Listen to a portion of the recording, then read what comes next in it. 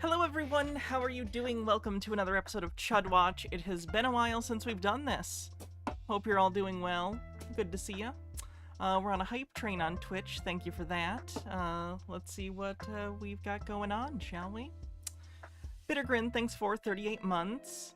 Spokane Dogman, thank you again for the gifts. I'm glad you saw the VOD. I did see you explain what the keychain was. For people who saw the stream yesterday, I did a PO unboxing, and I got this keychain, and I was like, I don't recognize what this is. It's gold-pressed latinum from Star Trek. It's supposed to be a strip of gold-pressed latinum. So that's on me. Thank you, Spokane Dogman. What else? Overthought, thanks for gifting a sub to Spokane Dogman. Terradona, thanks for gifting 2 tier 1 subs. 0% to level 2. How is YouTube doing? Hope you're doing great. Nemesaur, see you over on YouTube this week, or this stream, I guess I should say. How's it going? Bittergrin, thanks for gifting 5 tier 1 subs on Twitch, getting us over level 2 of the hype train. Thank you muchly.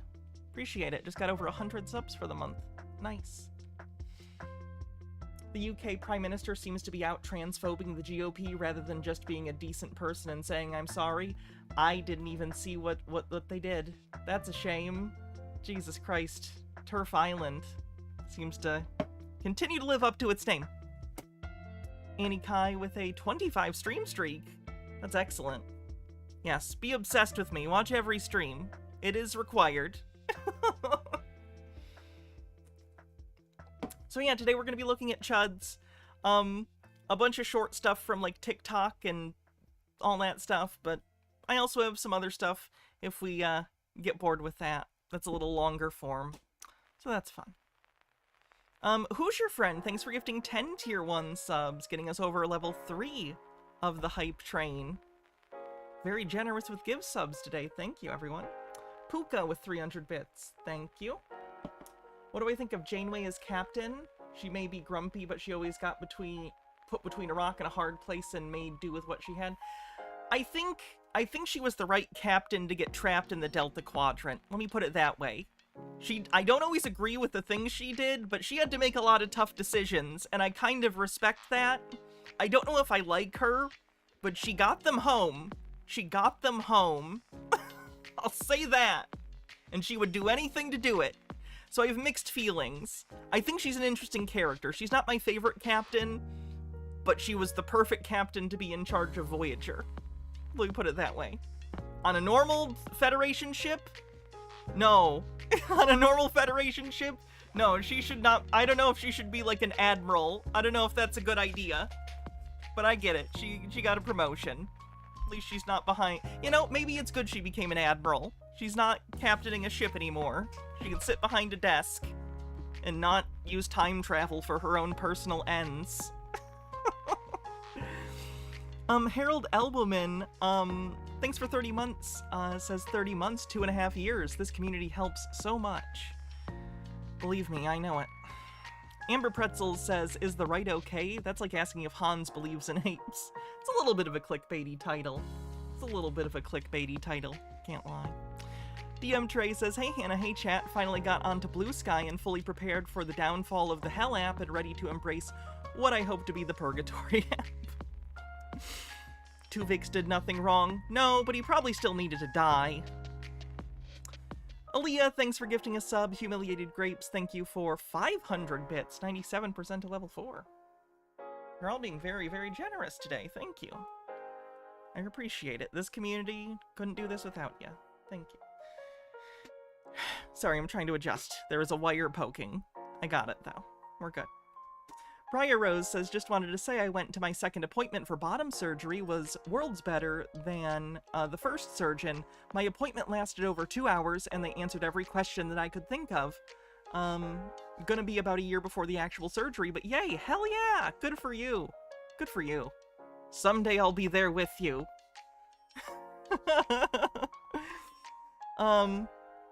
Rachology says, this should really be for Tinfoil Tuesday, but as the line between that and Chudwatch is near transparent these days, this link should be relevant. Intelligence doesn't make you immune to conspiracy theories, it's more about thinking style, says researcher. Interesting. I'll save this. I actually had another thing I wanted to do on Conspiracy Day that was like academic in nature. It was a paper that was about conspiracy stuff and the mentality of it. So maybe it'll go in that stream. Maybe that'll be a stream where we kind of do looking at academic perspectives on conspiracy. Humiliated Grapes, thanks for gifting a sub, getting us 10% to level 5. Incredible, thank you everyone. F for 2 Vix, it's fine. It's fine.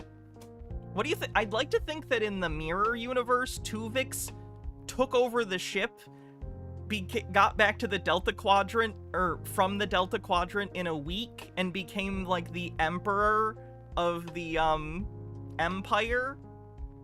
That's my headcanon. I'm sure there's actual like beta canon for what the future of the mirror universe is and like the Voyager timeline. Nah. It's Emperor Tuvix for me. That's what I've chosen to be the canon. MH Darkbeast says, Hannah watched Saw X the other day. Have a theory I want to run by you and get thoughts. A film theory. Oh boy. Wait, it's gonna make me open the Discord app. Hold on, let me see what the fuck this is.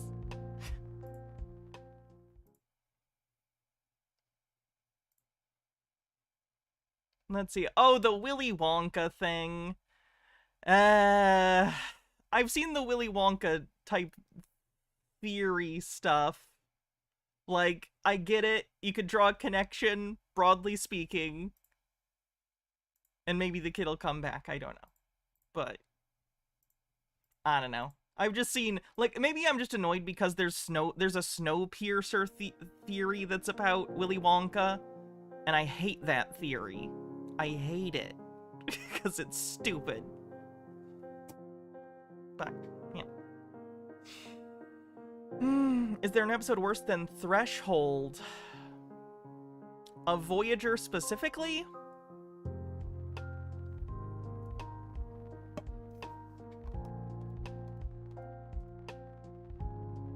I don't know. I'm not a big fan of Cass. A lot of the Cass stuff I really couldn't care less for. Any show? Beverly Crusher ghost fuck. The ghost that fucks Beverly Crusher and also fucked her grandmother on TNG. Not a fan of that episode. Oh, the Irish village on Voyager. I get it. They were trying to be charming. I get it. They wanted a thing. It wasn't a thing. I didn't care for it. 11% to level 5 on the hype train. Anyway, while this hype train is going, let's go ahead and get into some of the chuds, shall we?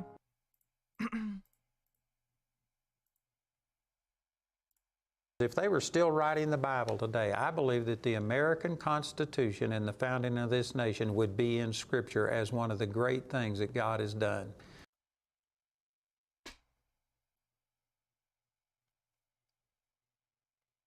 I'm not a fan of how Christian nationalists will try and bend the Constitution into this super biblical thing when many of the framers of the Constitution were deists, people who signed it. They didn't have these evangelical views. They certainly had some sort of religious views, but like, they weren't this. Jefferson himself rewrote the Bible, the Jesus parts, and took out all the magic bits.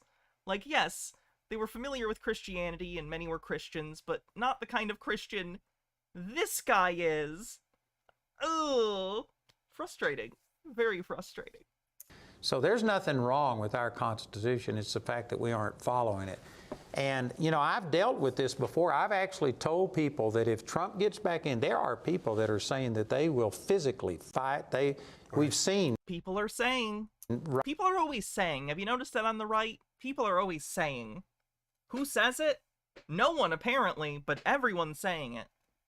Riots in the streets, you know, back during the 2020. And Threshold is the one where Janeway and Tom Paris get turned into the lizards and have babies. George Floyd and riots and all these things. And I've actually had people say that if Trump was to be elected, if we got a conservative Congress, that they fear that we would have another civil war. And you know what? I don't want a civil war. I don't know anybody that does, but Would it be worth it to turn this nation back? I believe it would. Thank you, Artemis. Oof. Well, if you let people with mischief in mind come across the border. Mischief in mind. How is it both incredibly racist in terms of framing people coming from the southern border entirely as criminals and also infantilizing at the same time? That's almost impressive bigotry. You managed to both make them threatening and infantilized. The rhetorical shifting was just woven incredibly. And now they're in your county. You don't care. You're okay. It doesn't bother you. You still have your latte. You still got your car washed. Who cares? Well, when they're in your city limits, when they're the othering language of other people who just happen to be from another country. Like, I don't know how to tell this to you. You can't both claim that they're a bunch of cartel members and that they're coming to live in your random American small town. Like, you can't have both. There aren't cartel members coming up across the border to go into your Colorado town and live next door to you. You're conflating two things. You're conflating people going back and forth across the border to trade drugs, weapons, whatever, and then trying to make that the same thing as people fleeing for either a better life or work or seeking asylum. These aren't the same thing even a little bit, but you're trying to take the emotions from this one and combine them into this one as if they're even related. I mean, they are related in the sense that many people are fleeing because of this stuff, but this stuff isn't caused by nothing. It's caused by decades and decades in United States intervention in Central and South America. The war on drugs. Like, there are reasons for this. you're still pretty okay. When they're across the street looking at your house with... Have extreme right-wing people like this always been a thing, or was it Trump that made them bubble up? Oh, no. Trump is far from the... Trump is a cause. Trump is not... Or rather, Trump is a result, not the cause, is what I meant to say. Trump is not here, he emboldens it, and it's a feedback loop. Like, the more people that are shitty that see him being shitty open and publicly see that and go, oh, I want to say those things, and they feel emboldened. But he didn't come up in a vacuum. Trump is successful, and has been successful, in large part, because there are a ton of people, not just in the United States, but we're talking about the United States, who like this stuff, who are hateful and scared, and unfortunately have a lot of issues that they project onto others, and then make harmful decisions, become hateful, get swayed by people trying to basically earn their vote for bullshit reasons so they can hurt them, to vote against their own best interests. Their fear and anxieties are twisted and used in the most simplistic way to paint narratives of victimhood caused by the other. These things are pervasive for them, and unfortunately, some of it's an educational thing, sometimes it's just not having a life experience outside of your small town thing, but people just get insulated, and it's very easy when you're insulated and not familiar with other people who live differently than you to other them and blame them for all your problems. It's kind of ingrained in people, and that's not to say we don't fight against it, that we don't do better. Being human is a big part of, like, doing better, being better than your base instincts might be. Like, humanity, at its worst, is giving in to, like, weird tribalism bullshit. Unfortunately, those things are used, because it's easy to manipulate people into all sorts of really destructive worldviews instead of recognizing the nuanced problems that we face in the world. Mr. Duck Sauce, thanks for 4 months of Prime. AK-47 or sword in hand? Oh, I got the YouTube Shorts extension. Thank you, Artemis. I got it, though. And there's 7 of them, and they're looking at your house? What are you going to do? You going to call 911 then? It's too late. 911's already been overwhelmed by that point. What do you do? Well, it's literally just, it's just fear. Fear. Right-wing media is just constant fear targeting, like, your parents. It's horrifying. I don't know if anyone has seen the documentary The Brainwashing of My Dad. It's from years ago, so it's out of date now. But it very much goes into how people who have anxieties, and this is why little catchphrases get frustrating to me, because they never encompass the entire issue. The phrase economic anxiety in the 2016 election became sort of a meme, because obviously you see right-wing MAGA people being incredibly racist. You've seen Charlottesville, you know what Trump says, you know how he is, and there's so much obviously racist rhetoric, and even underneath the obvious stuff, there's dog-whistling racist rhetoric. And then you hear people say, like, well, these are people with economic anxiety. And you laugh. You go, that's ridiculous, these people are racist sacks of shit. What are you talking about? And I understand what you're saying. I agree that that does not encompass what is happening, but I think it is part of the picture. I think what happens is, truthfully, materially, people's lives have gotten worse since the Reagan administration, basically. Since neoliberal economic policy and deregulation has put us in the place we are now, where we have accumulated wealth at the very top at the expense of everyone else, everyone is suffering. Now, for a lot of people who are random white boomers, Gen X people, even the John Doyles of the world, maybe this struggle and how the world is difficult to them doesn't feel familiar. They feel, what the fuck is going on? Now, the obvious answer here would be to look at the actual issues and see what's causing them. Why has the economy shifted? Why have social systems changed so much in the last 30, 40 years, right? These have answers. But some people aren't inherently inquisitive. I think a lot of people aren't taught to be. And in fact, many people are taught the opposite by the upbringing that they come up with. Traditional upbringings that are either very religious, fundamentalist, right-wing in general, don't favor critical thinking. So people search for simple narratives. A simple narrative that's easy to latch onto and is used. Again, I don't mean this in a conspiratorial sense, I just mean it in a people following their incentive sets, when there are wealthy people who don't want people who are victimized by our economic policies to actually look at who the problem is. Really, really wealthy people. Instead, they feed them narratives about, like, them, it's the immigrants, it's this, it's that.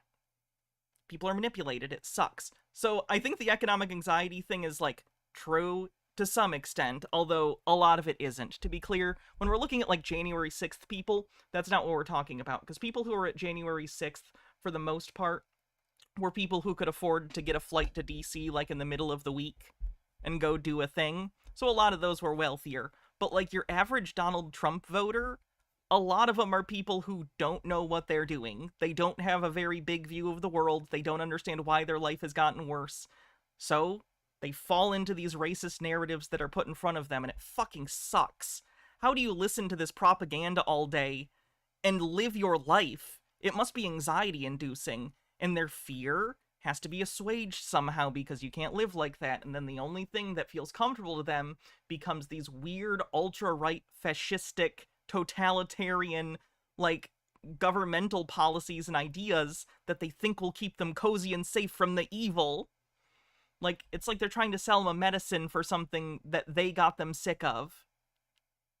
Anyway.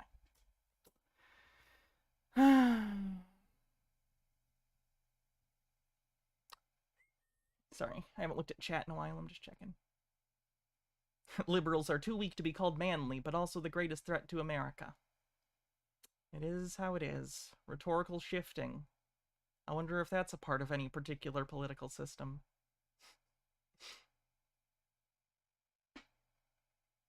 Anyway, moving on. Here's the reality. We have a royal... Oh my goodness. This is about,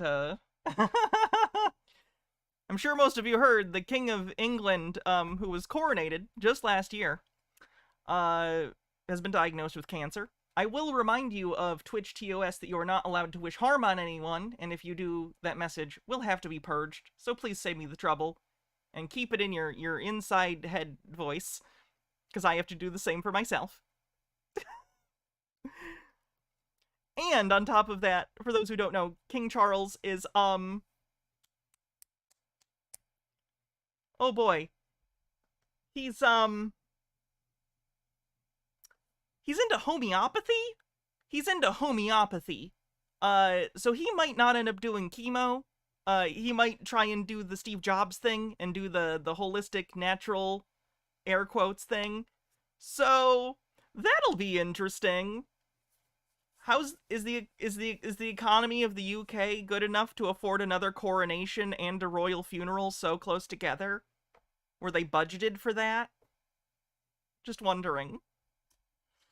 Anointing or a kingly anointing, and kings have domestic authority. They have authority in the affairs of this life, territory, power, and a certain area of dominion. The priest has real estate in another sphere, spiritual life. The priest is able to go up into the spirit realm and bring down divine solutions. But in the New Testament, Jesus put together the most potent amalgam ever. He combined the kingly anointing with the priestly anointing. We are now a royal priesthood. Yeah. We go in. King Charles is known for enthusiastic usage of coffee enemas. I can't tell if that's real. I can't tell jokes anymore. Each mountain with the authority of a king to occupy territory and the authority of a prophetic priesthood. Is he familiar with, like, Parliament? I feel like he's talking about kings from a very Middle Ages perspective. To bring ourselves into alignment with heaven and bring heaven down into the realm that we're invading. Well, that was certainly something, huh? There's no closed door porn. What? This is apparently a Christian nationalist from Oklahoma who is trying to ban porn or something. You're doing in your bedroom, what you're doing in private is affecting my children. It's affecting What? No, it's not. Fuck off. What? my friends. It's affecting everybody. So you thinking constantly about other people looking at porn isn't affecting you. You need to see a therapist. Did Twitter change their UI? I just have it on a different screen that lets me do full screen.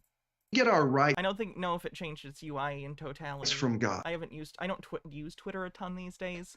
I post like when the stream's going live and I'll kind of look at some stuff, but usually how it goes is I open it, I look at 3 things, realize no one's on Twitter anymore, and that it's all shit, and then I turn it off.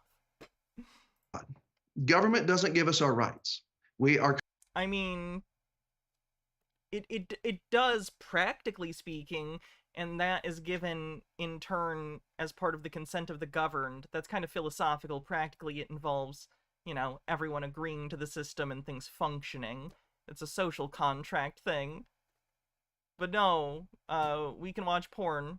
It's not even a new thing, sir. Our Constitution says this very thing. We get our rights from God. And I guess I always took that as pretty poetic. And even if you didn't, it still gives you those rights? Like, you don't get to say God gives you these rights, except the ones I disagree with. That's not how this works. Yeah, I know the gay sex scene thing. I think that's overused. Given Charlie Boy's popularity, he'll be lucky to get yeeting into the sea whilst someone performs the funeral march on kazoo. Funny. Oh no. What did Stu Peters say? And if you have any doubt of just how rabid Taylor Swift is, or what side she's playing for, I'm so tired. Remember, this is a woman who compared people who didn't take the COVID death jabs to... They're not death jabs. Please get vaccinated. Nazis. And if you have... Stu Peters literally is a Nazi, so that's a weird thing to, like, freak out about. Just a thought.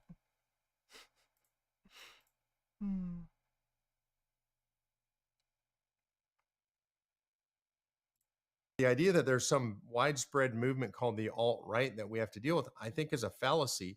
And I also think, and this is really important, primarily... I don't even know if that's... Do people usually use alt-right anymore? Like, I think we've pretty much agreed that the alt-right that existed in the 2015, 2016, 2017 pretty much absorbed the party.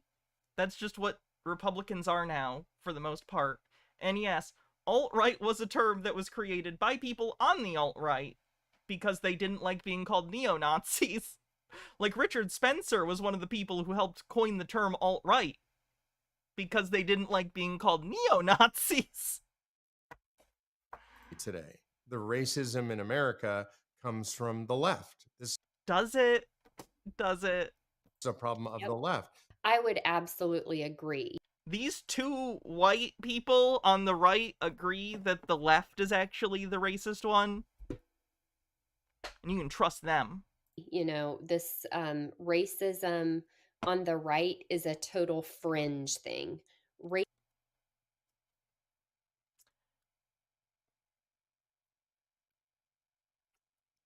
not so sure about that one. Racism on the left has become mainstream in the sense of racism against white people.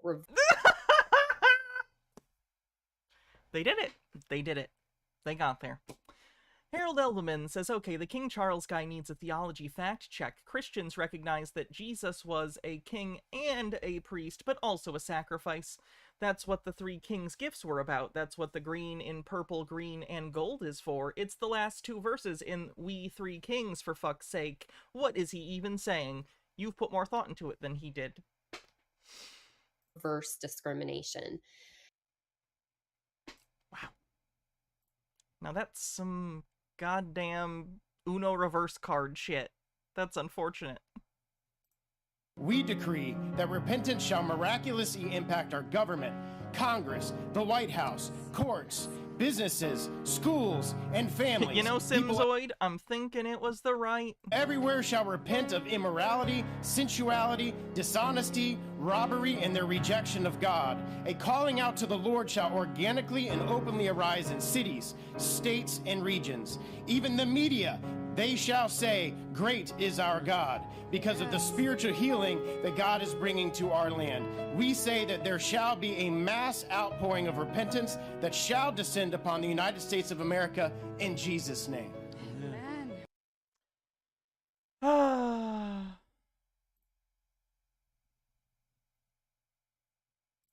I want us all to get along. At the end of the day, our true enemies is Satan, also the Democratic Party, and their Satan and the Democratic Party, like peanut butter and jelly. Profane Priestess says, regarding the UK's economy, if you remove London, the entire UK has the same GDP as the state of Alabama. Losing much of the imperial power after World War II led the UK into a period of prolonged economic decline, and Brexit only made it worse. Country's been pretty stagnant for decades. Once everything is said and done, the EU will probably be healthier without them. Yeah. evil policies, not the Democratic Party, but the policies that they're pushing. Right. The evil policies that they're pushing. And so the evil policies, like wanting people to have health insurance. I don't know. That's who our real enemy is. Again, Nancy Mace and others like her, we'll stand together on issues that we can stand together on. But again, you can't be too in the middle of the road. At some point, you got to just choose a side and know that this is the Lord's side and the other side is the devil's side. Yeah, I saw that, Catalina Gearbox. That's not going to succeed. At least one would hope not. Oh God, this is just a threat. Someone should politely explain to Antifa the most violent American. Let's see. This guy should probably get a visit from the FBI, but I doubt he will.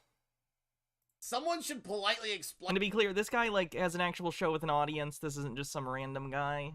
It's not probably a huge audience, but it's not nothing.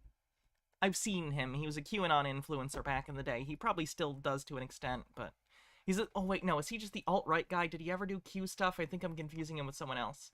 He's definitely ultra-right, but I can't remember if he actually did do the QAnon off the top of my head, and I apologize.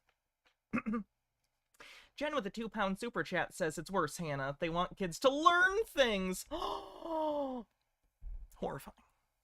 Explain to Antifa. The most violent Americans, the most violent and willing Americans, haven't even left the couch yet. The ones that you're fucking with, the ones that you're picking on, are people that just didn't get out of their major liberal city in time. They just didn't get out of your downtown areas. But the ones that you think you want heat from, the most violent and ready to go, the most tactically trained, have the most tactically trained. When I see this man, I think that man is fucking tactical. haven't even got off the couch yet. So you better pray to God. Why is it we always see these people when I do Chud Watch, and we watch the right-wing people, half of the videos are people like this being like, you just see, we're about to do it, someone go do something, it's gonna happen. And I mean this literally, or whoever the fuck it is you pray to, okay? That Donald J. Trump, President of the United States, and Attorney General Donald Trump isn't the President of the United States. Barr clean this up lawfully. Because if for any reason the President of the United States feels that it's not getting done the way it should, and decides to put out the tweet that says, my fellow Americans, my fellow 2A loving Americans, it's time to take up arms against these assholes, you are all fucked in under an hour. Under 1 hour, you're done. Sorry, this was in 2020. My bad. Every one of you. We're all just at home. He's still doing this, out, though. He still has or his we're show. on vacation like me right now, watching you idiots behave the way you do. This came up because he's mad at Right Wing Watch for posting his videos verbatim. And I'm going to tell you, I'm going to be straight up blunt with you. As long as Taylor Swift remains, we'll call it a free agent, we will behave a certain way. The second she makes the wrong choice, it is absolutely incumbent upon us to punish that bitch for doing that. What in the world is wrong with these people? Humble Homestead says, I'm listening to Hannah debunking Chuds while upholding, Juliet's Crypt, Life is Interesting, or upholstering, rather, sorry. Catalina Gearbox says, I think this sums it up. Where is the Civil War? There was supposed to be an earth-shattering civil war. Oh, I read that.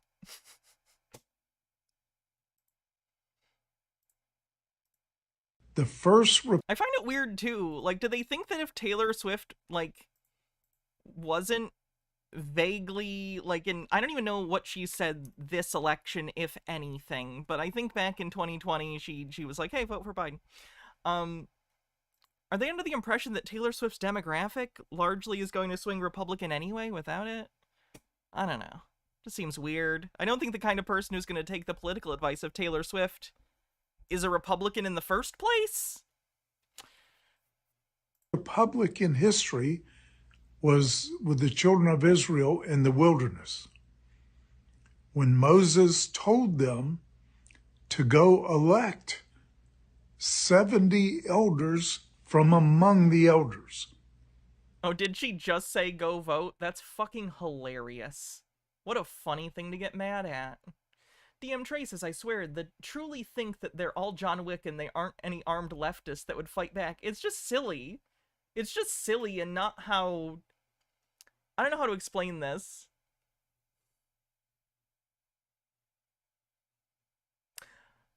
There are parts in The Art of War that discuss logistics, right? They discuss, like, hey, when you have a giant army, for instance, or you're fighting, you can't really just go and forage for shit. You need to have supply lines.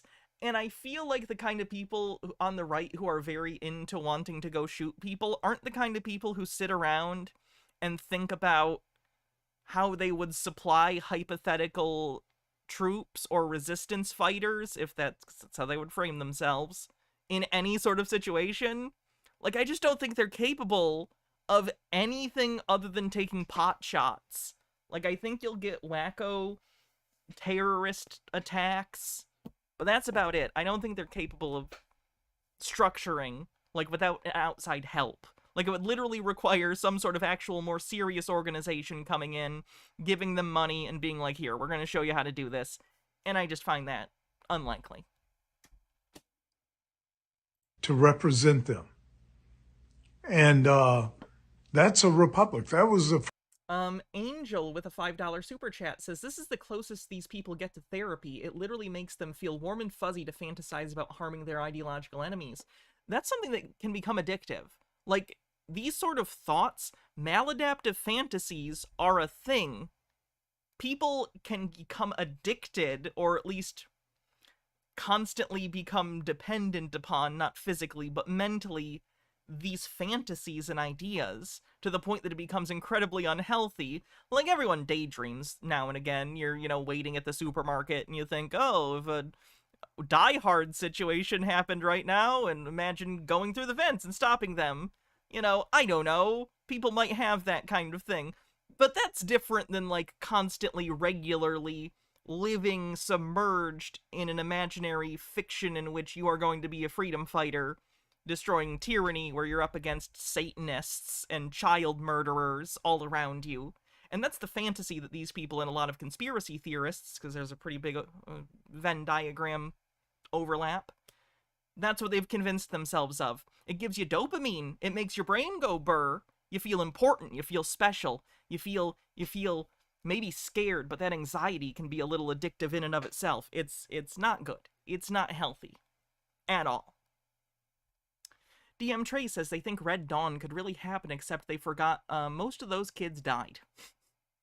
Rachology says, the future footnotes in history books are going to be wild, with having to explain the minutiae of decades-dead social media platforms to provide the context for statements like, that day the president decides to send that tweet. It's going to make politics of the reading group cultures of the French Revolution seem transparent and simple in comparison. See, this is why I'm here. Okay? They'll need primary source documents of weirdos from the present, okay? I got you, future historian, dudette, or other. How you doing? First republic, I believe, in history. So God likes Republican forms of government. God likes Republican form of government. By the way, in the Constitution, when it says Republican form of government, or sorry, was it the Declaration that said Republican form of government? Whichever one it is, they don't mean Republican as in the political party Republicans. They did not exist at the time. They're talking about, as in the United States, the Republic of the United States, because the United States is a democratic republic. It doesn't mean Republican. Wants our input. PhD thesis based on Hannah's work. I'm just gonna say this. If in the future any historian uses, this for anything, if you don't put me in a section of, like, special thanks to, go fuck yourself. Also, congratulations. Gotta burn the streams to Blu-ray for future historians.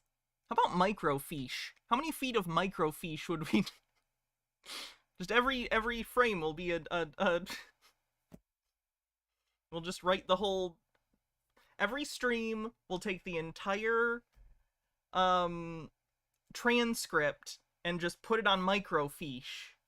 And then we'll just store it in the cheese vault that the government has. Also, if the government wants to bury me in the cheese vault, I wouldn't mind it. I'm just hedging bets in case the ancient Egyptians were right. I'd like to be buried with a lot of cheese if we get to take it with us, so... Freyline says, these people think they're going to do a revolutionary war without realizing we won because France, Prussia, Spain, and the Dutch bankrolled us, provided soldiers and training. You are assuming Americans know more about the American Revolution than I think most of them do. Had your first endocrinology appointment yesterday? I hope it went well. I hope it went well. Etched crystal. Okay, sure. Put me on etched crystal. Do it.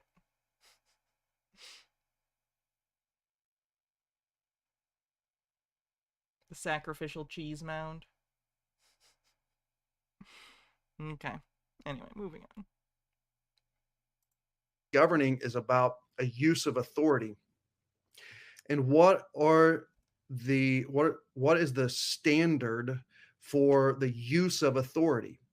And is that authority prescribed in the scriptures? And we would say, yes, God prescribes servants of his to govern as his mediators. Okay, but the thing is, you're not the only religion or sect or group of people that have beliefs, and you don't get to make decisions for everyone.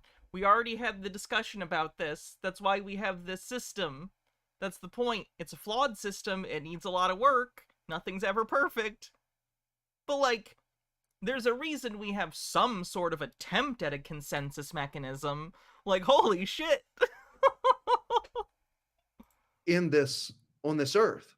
And so he has prescribed governing, and then he has also prescribed the means for our governing, and that means is in accordance with his word. That's so wild that it's insane to me too that, like, Christian nationalists always talk like, we should be in charge, we should be in charge. What do you mean we? Do you know European history? When all the Christian nationalists get in charge, it's going to take 5 minutes before they realize that they're not the same kind of Christian. It's going to take them 5 seconds before they start going, oh fuck, you're a heretic. Like, you don't believe the right version of Christianity. Do they even know what they're doing? Yeah.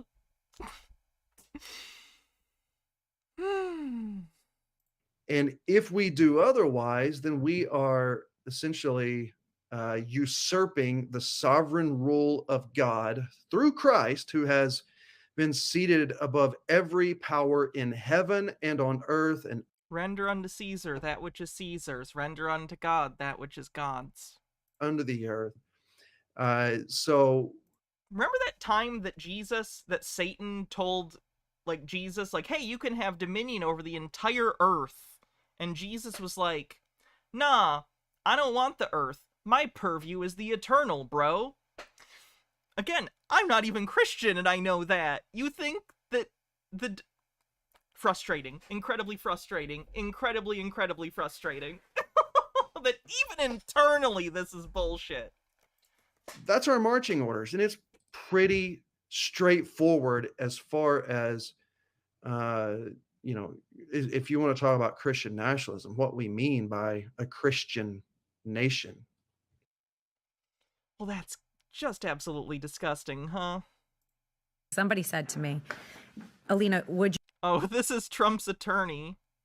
The one that's in trouble for the alleged perjury about someone being sick. Somebody said to me... I believe they made a motion to the court to move a court date because she or Trump or something was sick. No, it's because she was sick, allegedly. And then there was a photo of her at an event at Mar-a-Lago that day, so clearly she wasn't sick. Anyway, she said this. Me. Alina, would you rather be smart or pretty? And I said, oh, easy. Pretty. I can fake being smart. If you ever have a lawyer that says they can fake being smart, please run away. Please. Only stupid people think you can fake being smart. Please stop it. Juggle, I can do that. Poetic Fox says, my sister brought me birthday donuts to work. One of them has a cherry icing and freeze-dried Skittles on top. I've also had 2 non-Chick Tracks given to me this week. Ooh. Well, first of all, happy birthday. Second of all, hey, maybe the tracks are finding you, to give you comedic material. That's what happened to me. Fenakagami says, here's telltale atheist videos debunking that Christian nationalism is biblical. Nice. That's great. Yeah, I like Telltale.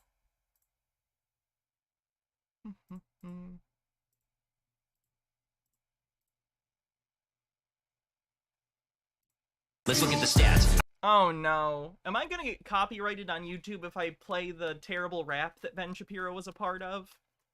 I genuinely don't know. But Ben Shapiro, I'm sure you all saw, was part of a rap. This came out, of course, on one of the days that I was not streaming.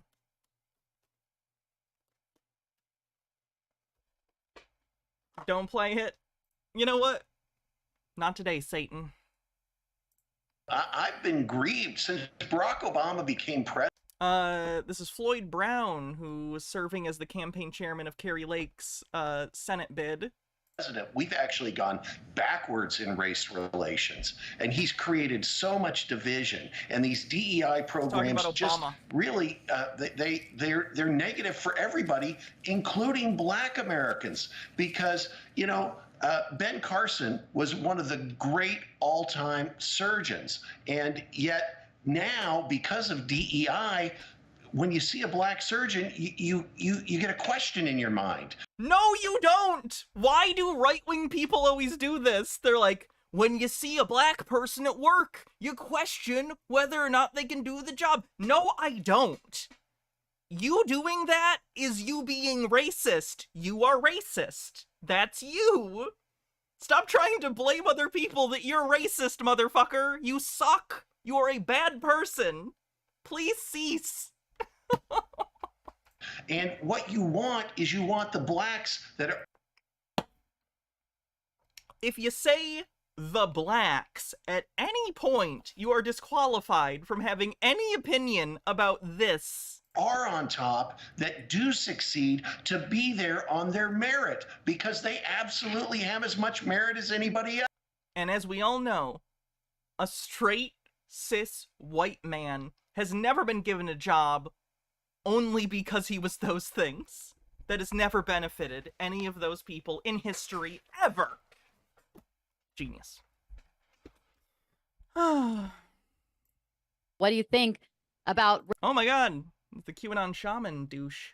Bobtailed Trucker, thanks for gifting 5 memberships on YouTube. Much appreciated. Ray Epps getting basically a slap on the wrist, a 1 year of... Ben is selling the hoodie he wore in the music video. Oh god. How much is he... How much?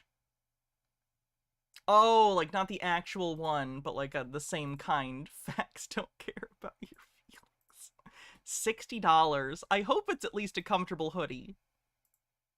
Probation. Ray Epps gets 1 year of probation. Is that slap on the wrist a slap in the face to individuals like you who really were locked up for a significant time?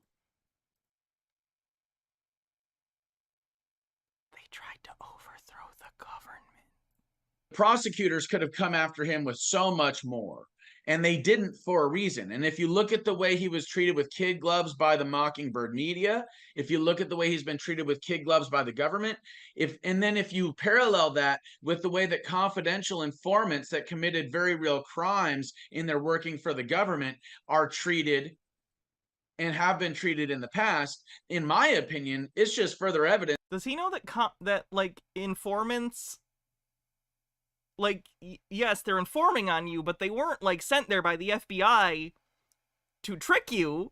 They were also on your side, and then they flipped.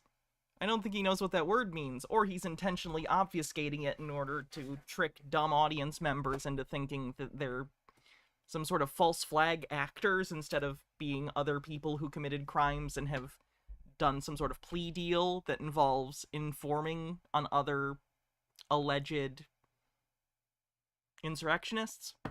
That Ray Epps was working for the government the whole time, either as a confidential informant or as some form of a federal agent.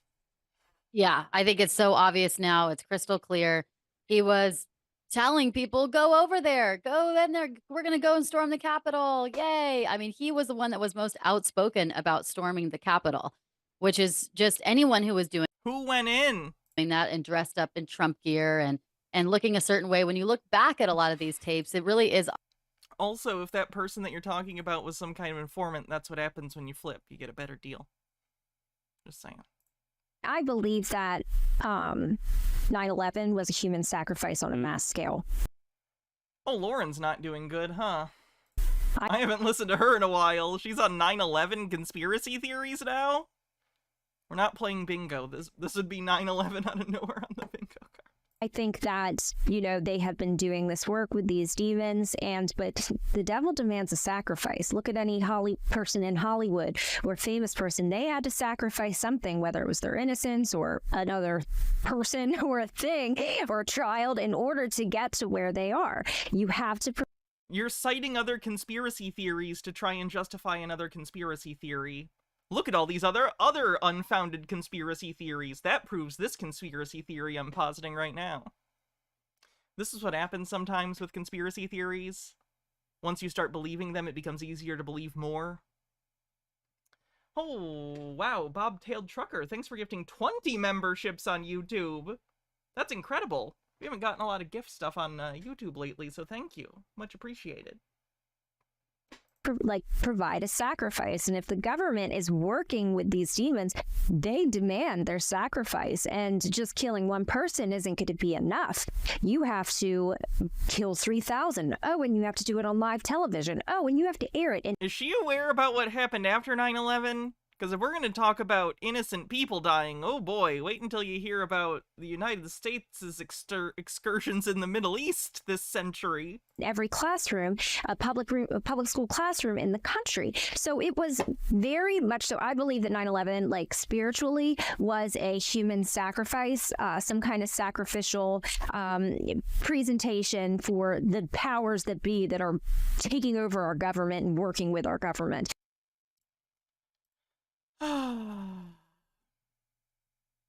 Things are going great. Safia with a $5 super chat says, these people are so scared of this fake reality they've put themselves in that they can't even trust each other anymore. Ironic. Yeah. This is why, like, delusional belief systems, they're not sustainable long term because they're incongruent with reality. Your ideas and beliefs about the world are your map of how you navigate it, and if your map is fucked, eventually you're gonna walk off a cliff, metaphorically speaking. You're gonna get lost, you know? Bobtailed Trucker, welcome as your own membership. Thank you very much.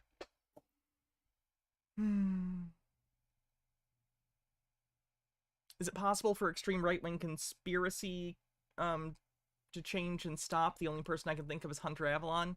I'm not going to say it's impossible, but it's rare. It's incredibly rare. And I don't know if... the fact that some people have come away with it proves that it is possible. I do not know of any sort of, like, surefire, systematized way of doing that to someone, though. Like, people have... but do I know what went into their transformation and how that could be generalized out to others? In no way. In no way. There is a pattern to how people get into and stay within conspiracy theories, so it stands to reason that there might be some sort of, maybe not universal, but general enough way to get people out that you could figure it out and again, kind of let people know. But I'm not aware of it. I'm not aware of it if that exists. I'm sure it does, and, like, cult deprogramming exists, but that's extreme for what we're talking about here. You know what I mean? That's not really a practical solution to a world where, like, 30% of the political population, like, people who are active in politics, believe outright conspiracies. You can't do cult, you know, deprogramming to 30% of a country. Like, what do you do? What do you even do? I don't know.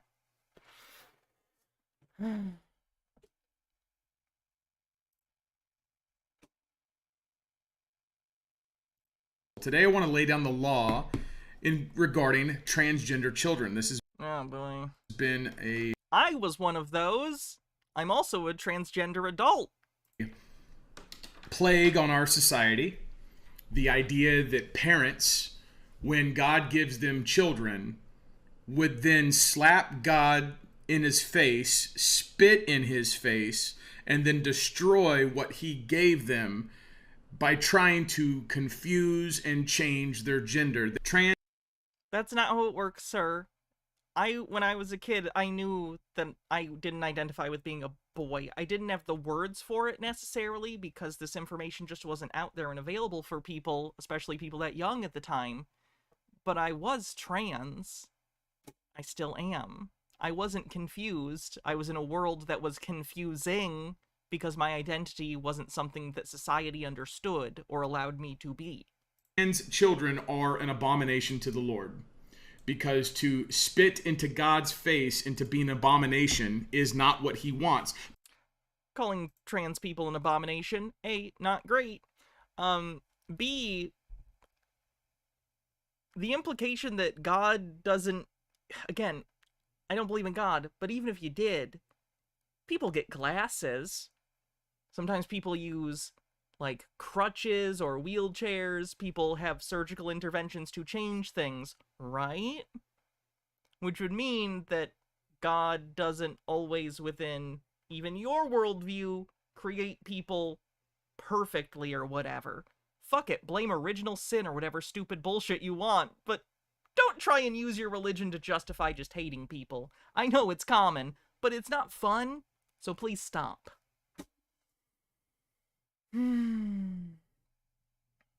Fenekagami says, on the subject of Chuds being addicted to rage, a Chud I keep track of just memed about Elon being the most accomplished African-American. I've seen that joke a million times, it's very old. And a response to people telling him he's in a cult depicting left-leaning people as sheeps in masks. Lovely.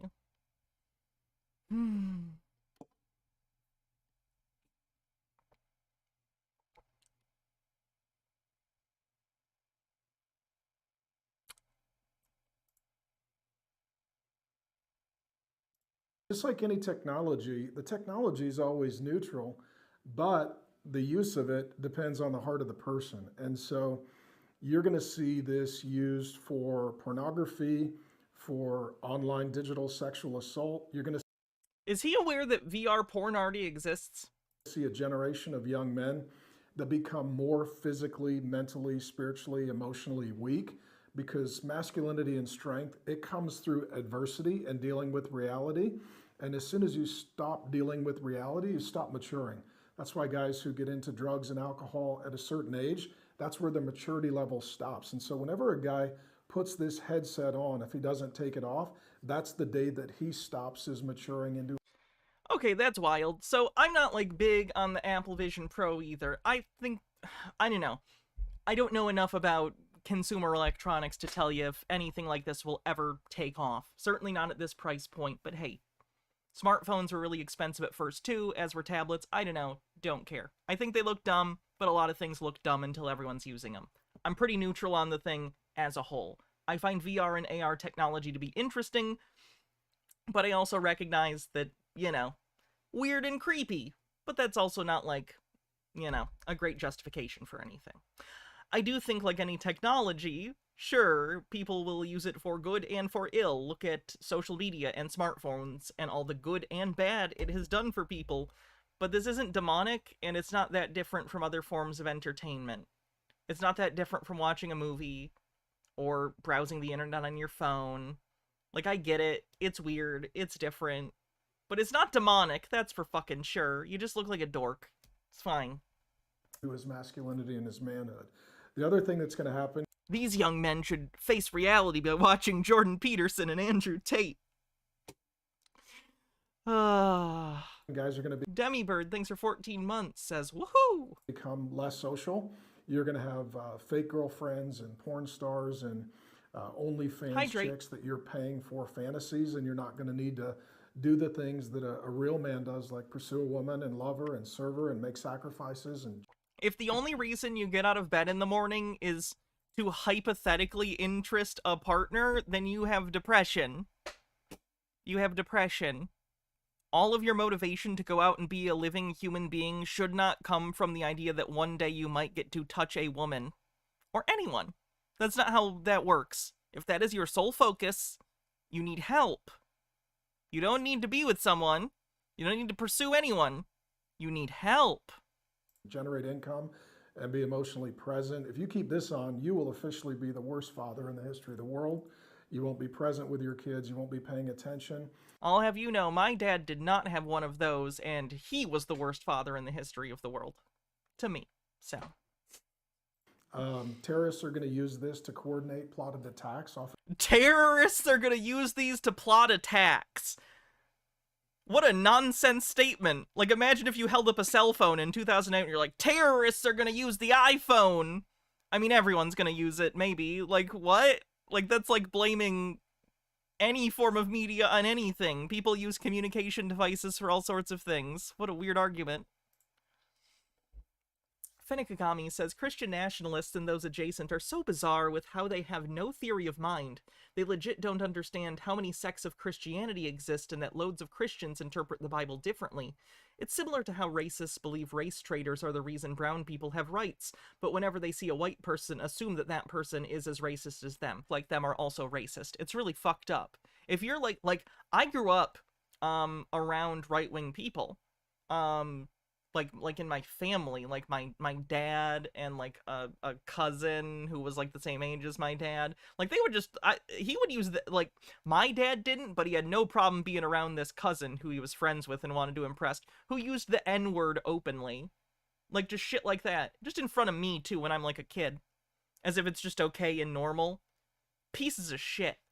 These people are fucking garbage, and they think that people like us don't know the things they say when we're not around. Hey, dipshit. Yes, we do.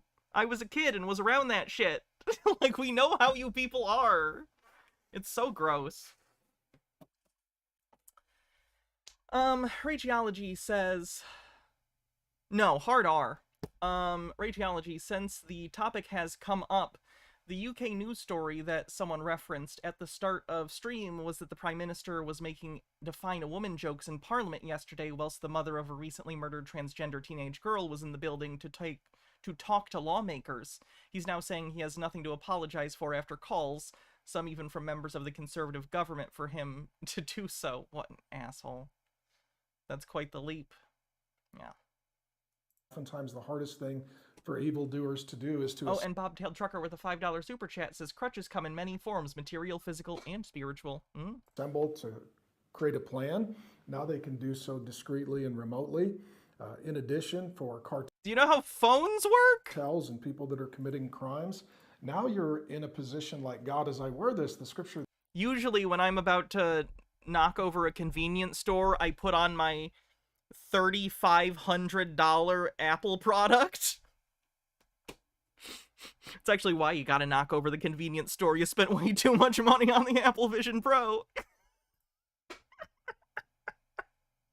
That comes to mind is... I'm curious what app he thinks would be helpful in committing a crime. Like, what does he think? Like, this is going to hinder you. Like, you're gonna see worse. Like, how is it gonna help you commit a crime in any way? In Genesis, it says you can be like God. And this is really an effort at that. An apple's a fruit. And fruit of the tree of knowledge of good and evil, bad. God actually creates reality and then rules as... $3,500 and only has 128 gigabytes of storage. Let me guess, it has no SD card slot either. And this is why I wait for the Samsung version. Sovereign over that reality. And this is an attempt to create reality and rule over it as sovereign. And so this is all the way back to the first temptation in life. And then a year later, Samsung does exactly what Apple does because they're cowards. And MH says, this guy just makes me think of this. Don't date robots. Don't date robots. Brought to you by the Space Pope.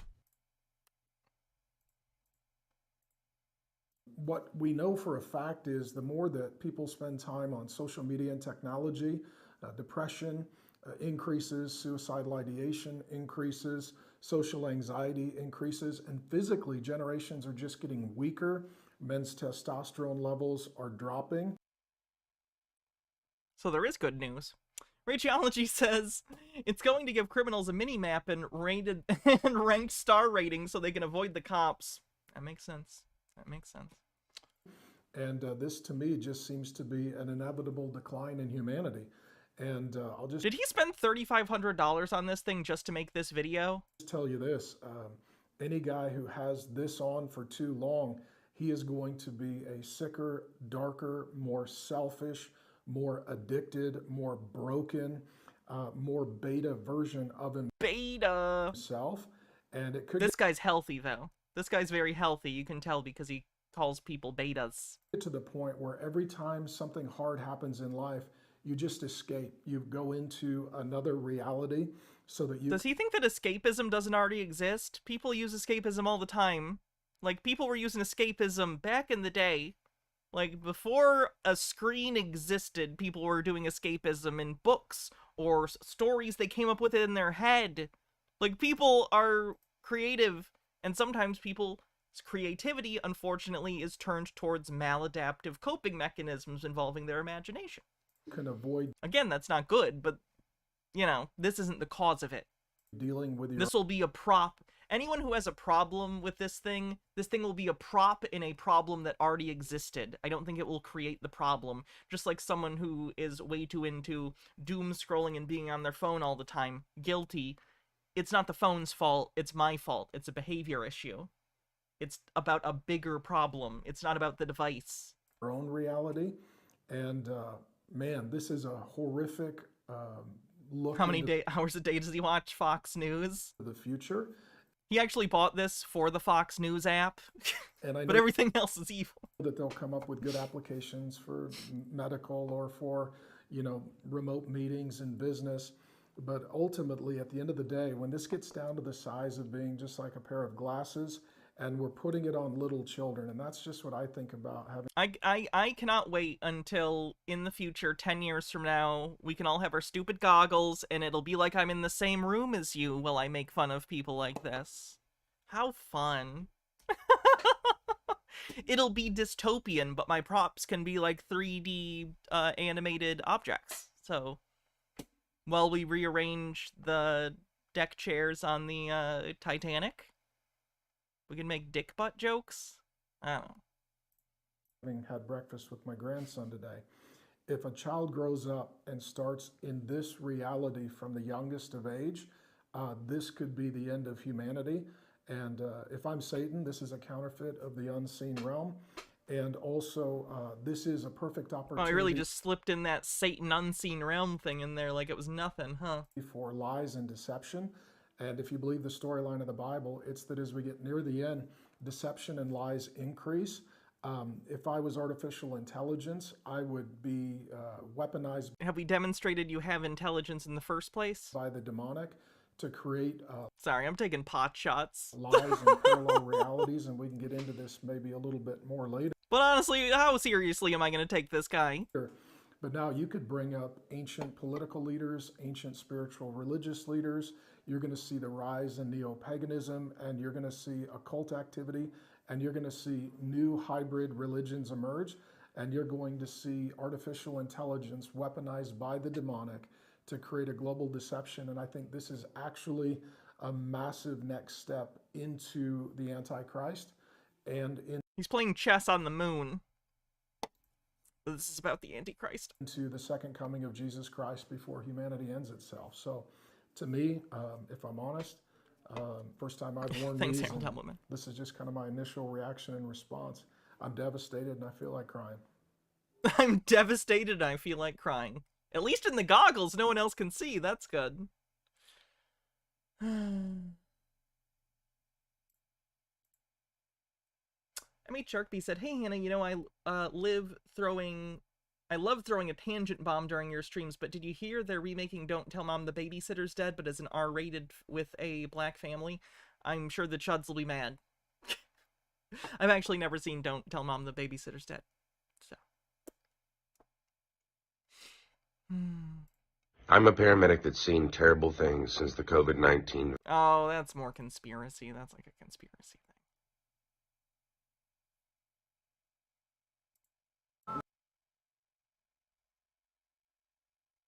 No. Here, though, you get a mixture of Satanism and feminism. And the show is listed as being for mature audiences. This is about Has Been Hotel. Wait, Has Been Hotel? Yeah. But do you really think kids aren't going to watch that show? I mean, I remember when I was a kid, South Park was for mature audiences. Kids loved South Park, myself included. And though there's some naughty stuff in South Park, relatively to the rest of the culture, it's not so bad because South Park has a broadly normal and conservative message. It has a libertarian message. I would agree. This, not so much. It's weird that he's implicitly admitting that he doesn't care about what maturity level a message should be for children, just that it should be messages he agrees with. Just gonna glide right past that. Kind of funny. We're in the last days before Jesus comes back. We're in the last days before Jesus comes back. Oh. Here, God's not coming back to take little pretty boy prissy boys. He's not coming back to take those who do their hair for 30 minutes for a TikTok. God's struggling with homosexuality. For years upon years, I was watching transgender. We know, Brian. We know.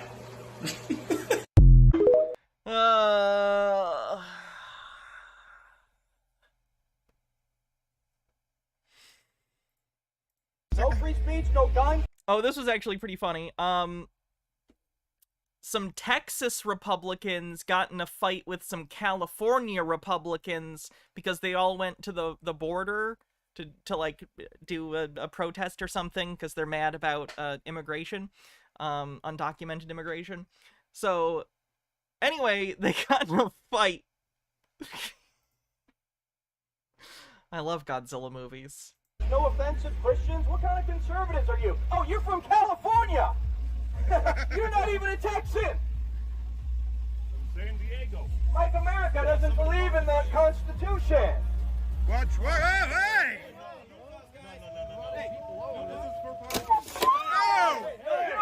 Oh! That's unfortunate. Back up. What's wrong with you? They have no one to fight, so they'll turn on each other. Yeah, this is like a minute into actual, like, far-right leaders getting ultimate dictatorial power. This is all of them in the cabinet meeting 5 seconds after, because as it turns out, it wasn't the liberals' fault. They just hate themselves and each other. What's wrong with you? You're right. I'm sorry. I shouldn't have said it like that. Asylum seekers. Thank you for correcting me. Peaceful protest, huh? You're a violent thug. You're a violent thug. That's all you're saying. Jesse, watch out. This guy's trying to... You don't like God? You don't Hey! like the Bible? You don't like Jesus? Hey! You can't touch You get that? Don't touch us! You're on camera. Don't You want to go touch to jail? us! You want to go to jail? Don't touch us! We will not be touched!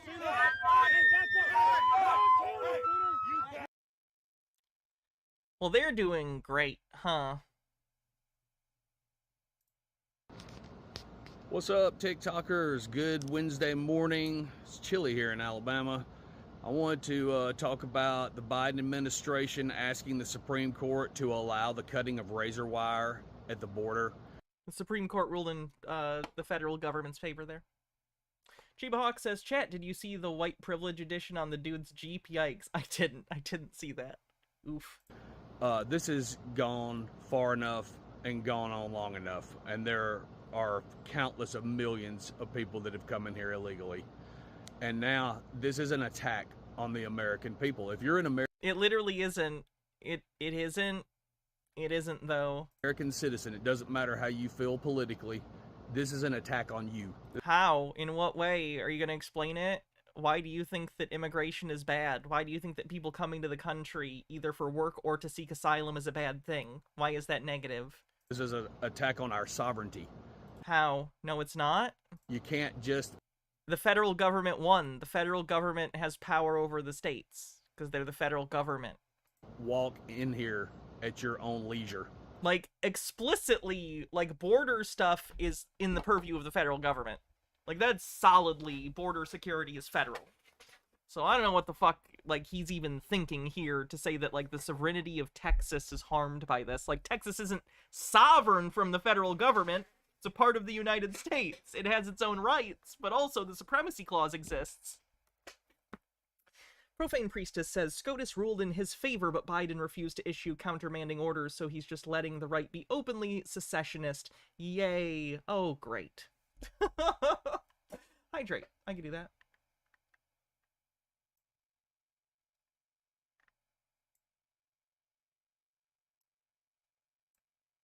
Sorry, 1 second. There it is. Hydrate.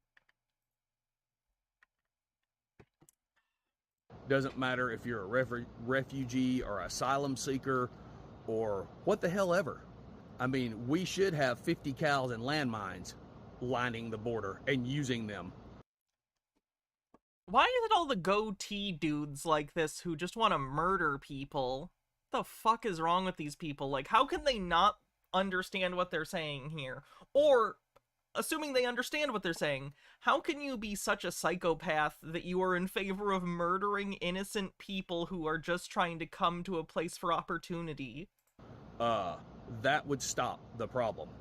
But nobody has a effing spine. Nobody will... No, other people have consciences and care for other human beings. Do anything, so that falls back on us. That's not even amoral. This is immoral. Like, amoral is a different thing. We the people, and we have the constitutional right. Amoral would be doing anything that, like, benefited you.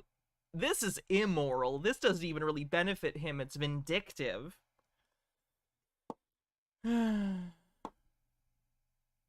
By sovereignty, he means cultural hegemony, and by hegemony, he means racial superiority. Yeah, you're probably right. Probably right.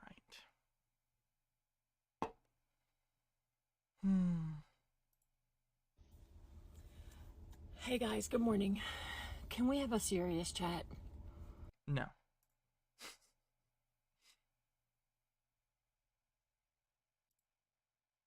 Is this the head guy? Hold on. I gotta check this. Yeah, they're not showing the head on YouTube. I can't imagine, or on Twitter.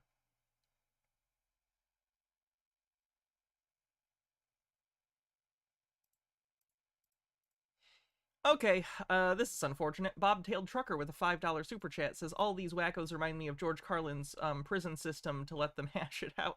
I guess I don't remember that one. So, you may have heard that there was a right-wing conspiracy theorist that decapitated his dad and then went on a tirade. This is the video. It doesn't show the dad's head, but literally like 5 seconds before this, he had his dad's head, his severed head. And it was like, severed head. You also can't see, but to the left over here, he has a case of Bud Light, because he has, you know, shit against Bud Light, because he's... you know. Anyway. Because he's mad about, like, the woke. He's a right-wing conspiracy theorist. He is now in hell for eternity as a traitor to his country. Talking about his father that he decapitated. Let me be clear, I am aware that this guy has mental illness. This guy is, like, completely off his rocker, and, like, very well might just end up in, like, a mental institution for the rest of his life, because clearly he's not in his right mind. But I do want to point out that people who put out this messaging on the right, it gets to people like this. There are vulnerable people with mental illnesses who are dangerous to themselves and others. Most people with mental illness are not, to be clear. People with mental illness are more likely to be the victims of a crime than perpetrators. But unfortunately, sometimes there are people with mental illnesses that become susceptible to violent messaging and conspiracies. So, it really, really, really, really, really sucks. Profane Priestess says, to elaborate, Biden should have federalized the National Guard and issued them a direct order to stand down, so he's basically just said, you can explicitly violate federal law and court orders because I'm a spineless lib and won't stop you. It is said that those who commit treason and betray others occupy the lowest pits of hell for all time.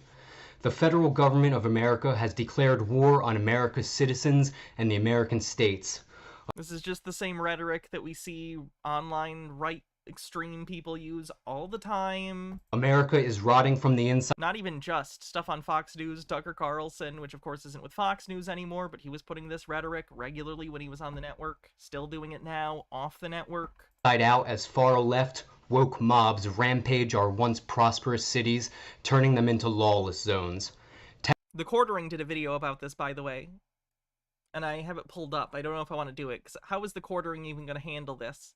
Is he going to try and pretend that this person wasn't espousing right-wing rhetoric? Probably not. That's hard to do in this case. So he's probably just going to be like, he's crazy. So his beliefs have nothing to do with the violent actions he took. They're related. Taxpayer dollars are printed and used for... No, I don't think Peter would ever do this. No. Anything... Peter's far more in touch with reality than this. He would have to have some sort of crazy decline for that to be on the table. but the taxpayers with little to no accountability, which has inflated the economy to near destruction and has made it so most Americans can no longer afford the American dream. Meanwhile, a fifth-column army of illegal immigrants infiltrates our border, and if the traitorous Biden regime... So you get it. That's what he did.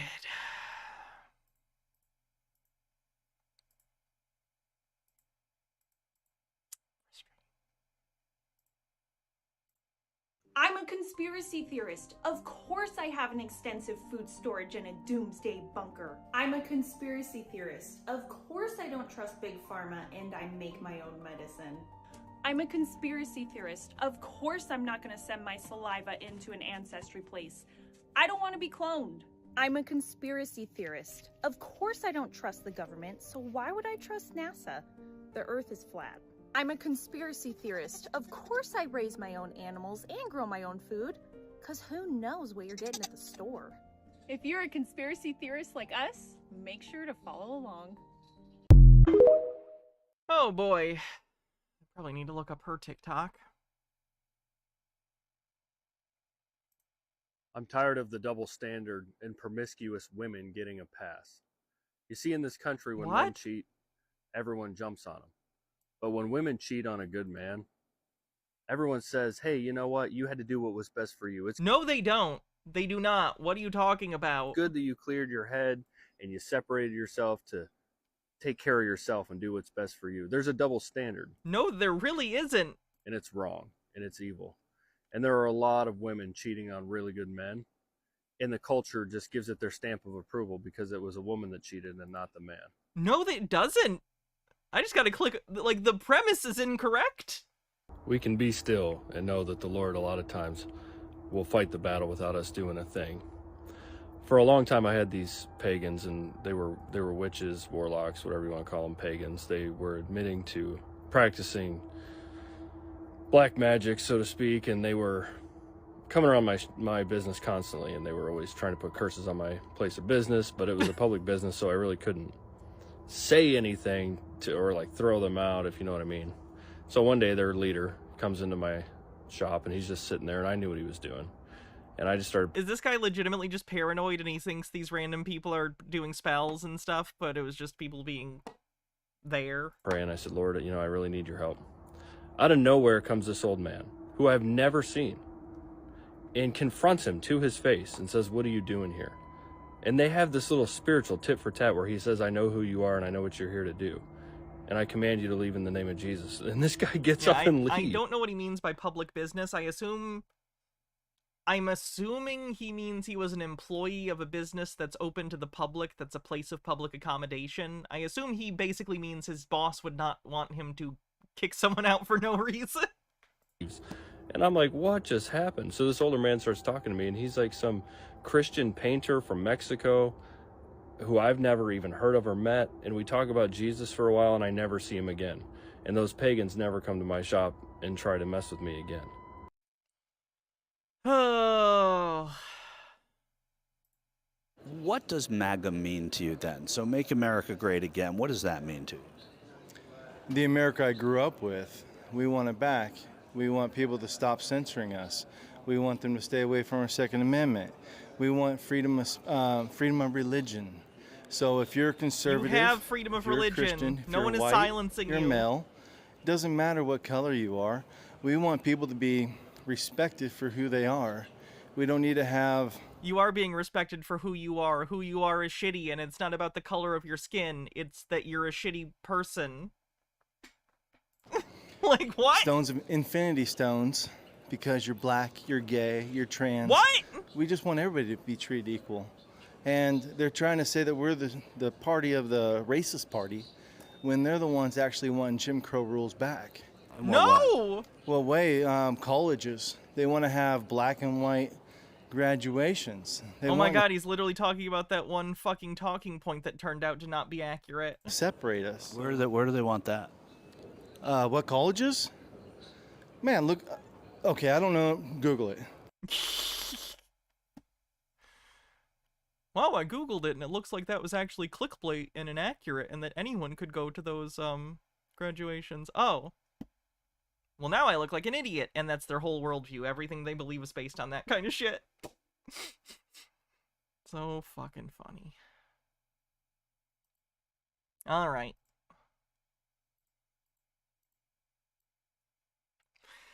So, Gina Carano is...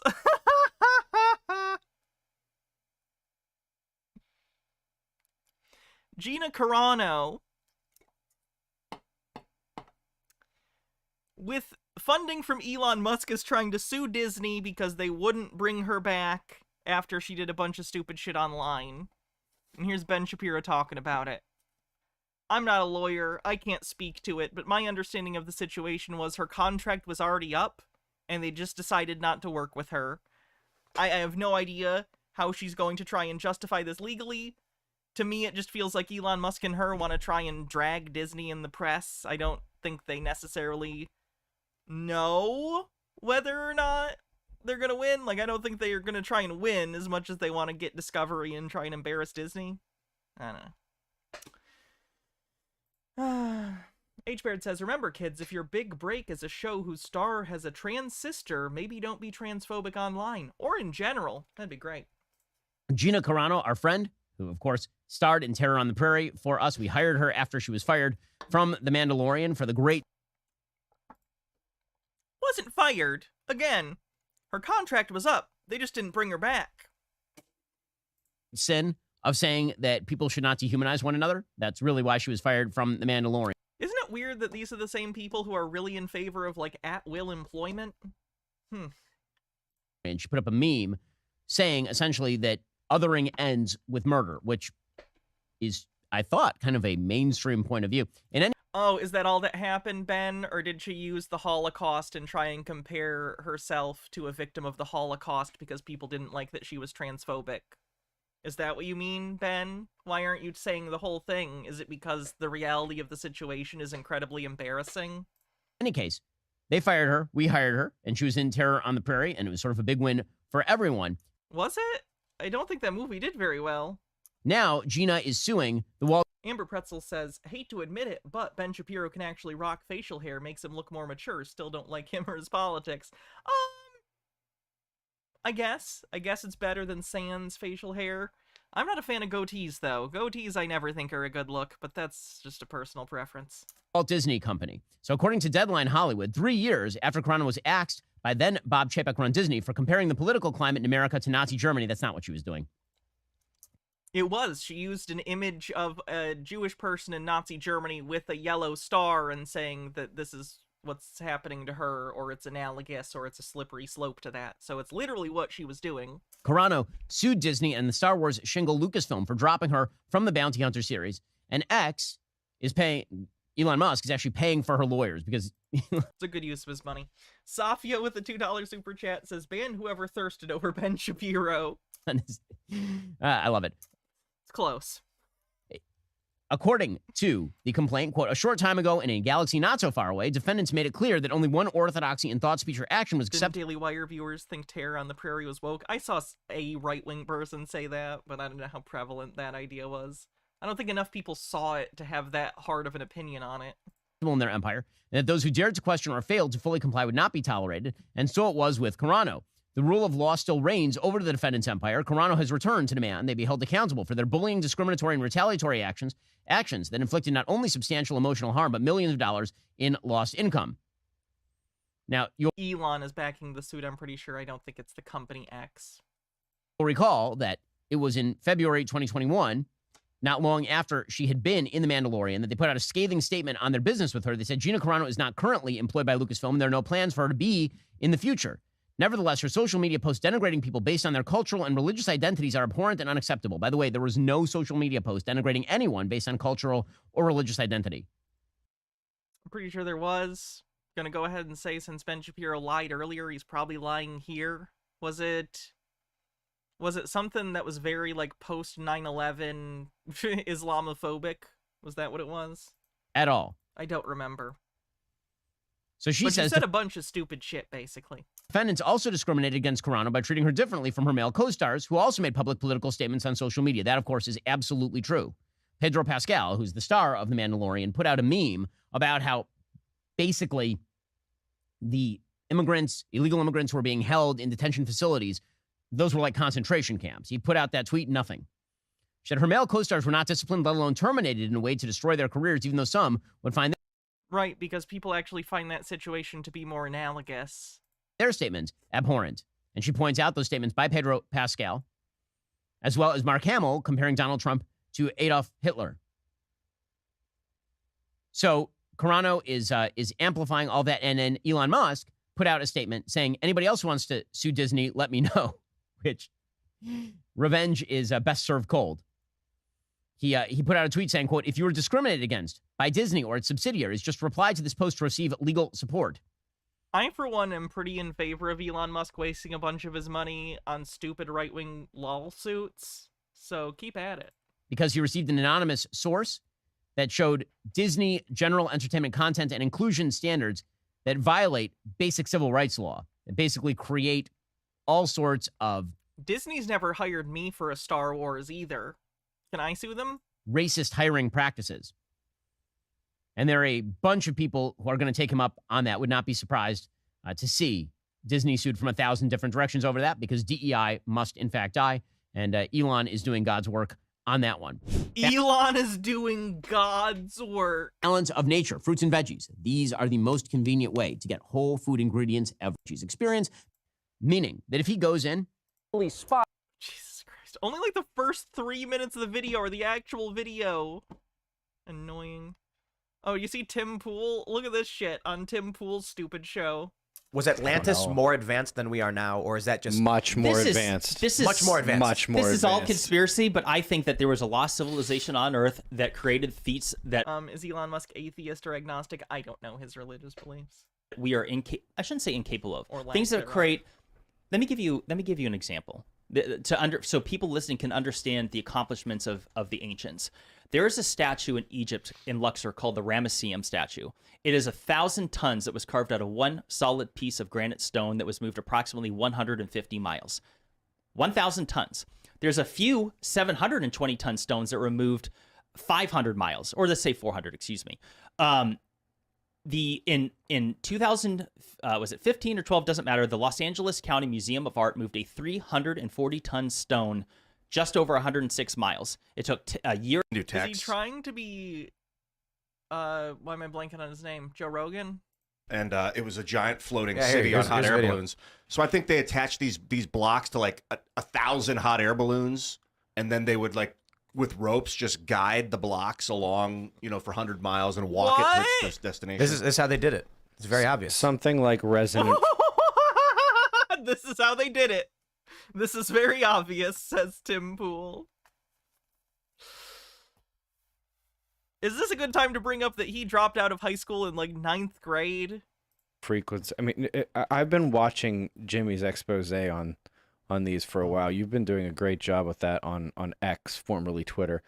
The only thing I can think of is initially there were two ideas that came to my head. One, okay, This is how they're claiming they moved blocks for the pyramids with this motor to make it vibrate. are these cast somehow? What were they literally cast in place?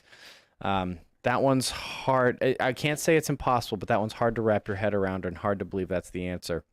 If they had a way to, I'm sorry, profane priestess. I'm so sorry. through resonant frequencies, vibrate these stones, that's the only other thing I've ever been able to think of. You guys ever? You guys should watch Dr. Stone. Have you ever heard of Dr. Stone? No. It's a manga anime about, for some reason, at some point, every human turns to stone. We're gonna talk about anime now, so I think I'm done with that.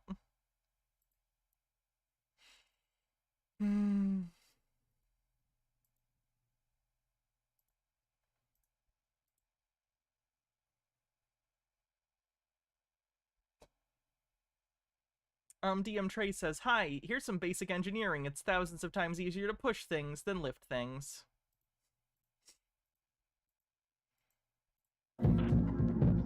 This guy's always weird. He's got a weird retro game aesthetic to go with his weird fascism.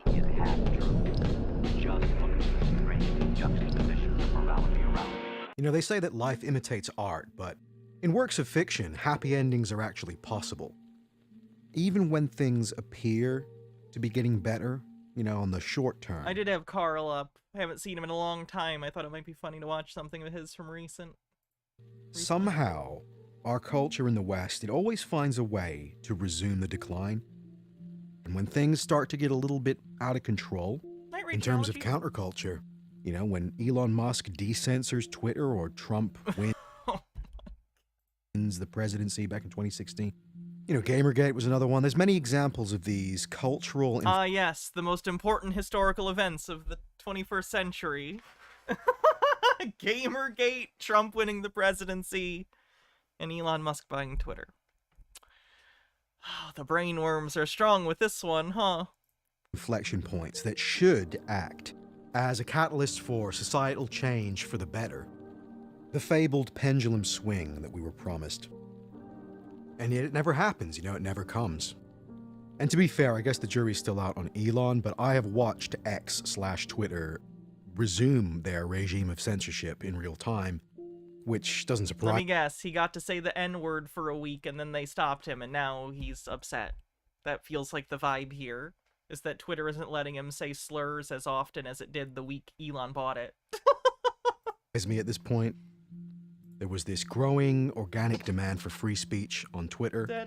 Elon attempted to facilitate this, offering amnesty for the first time to controversial political voices online. A rogues gallery Nazis. Scattered to the wind after years of Nazis. Censure.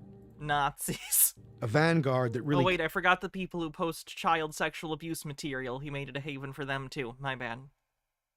Can act as pushback against the cultural status quo. Chitara says Tim Pool and those guys were describing methods that would have been far more complicated to accomplish than what the Egyptians actually did to build the pyramids. Oh yeah! Leave it to people like that to come up with something way more complicated and stupider. Hats off, Phoenix Leftist. What do you want me to wear for the hats off?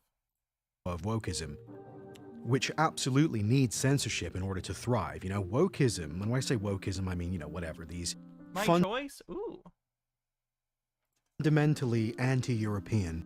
Anti-European! That's not a dog whistle, that's a foghorn. He means white. You fucking loser.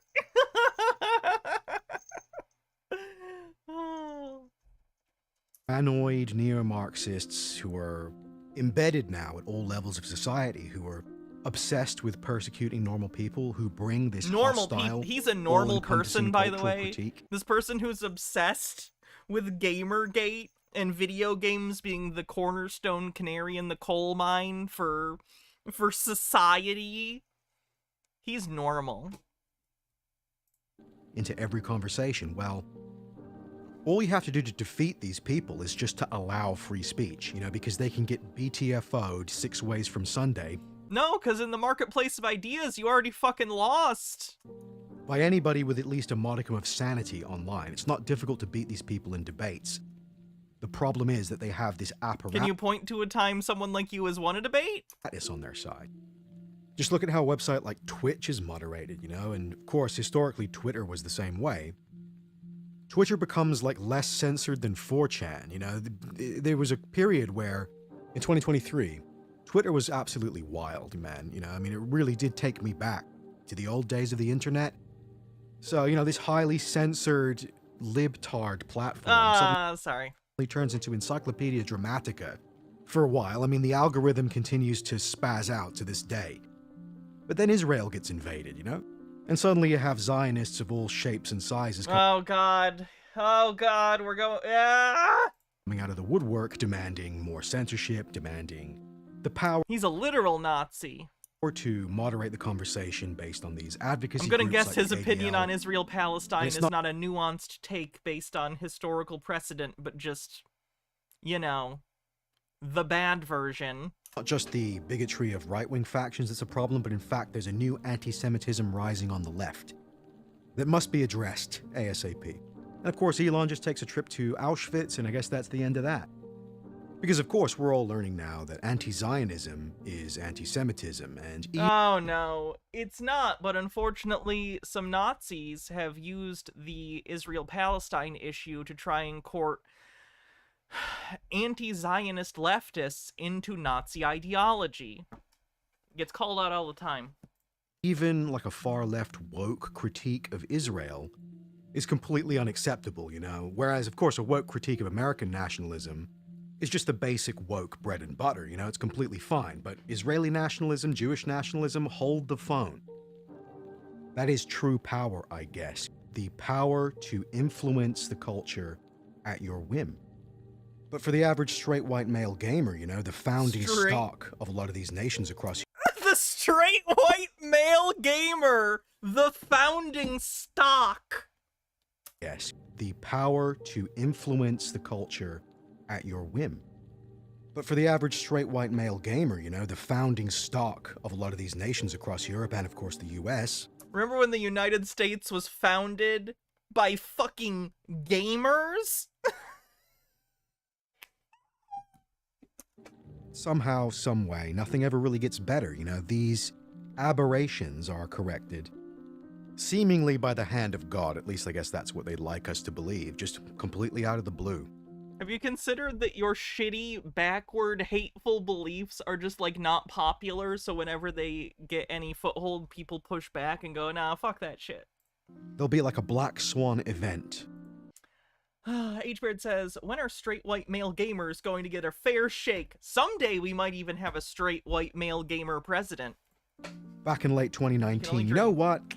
Things are getting a little bit too based in the US, you know? People are liking Trump a little bit too much. So you know what we... People did not like... I mean, again, there is a lot of people, like 30% of the country that loves Trump.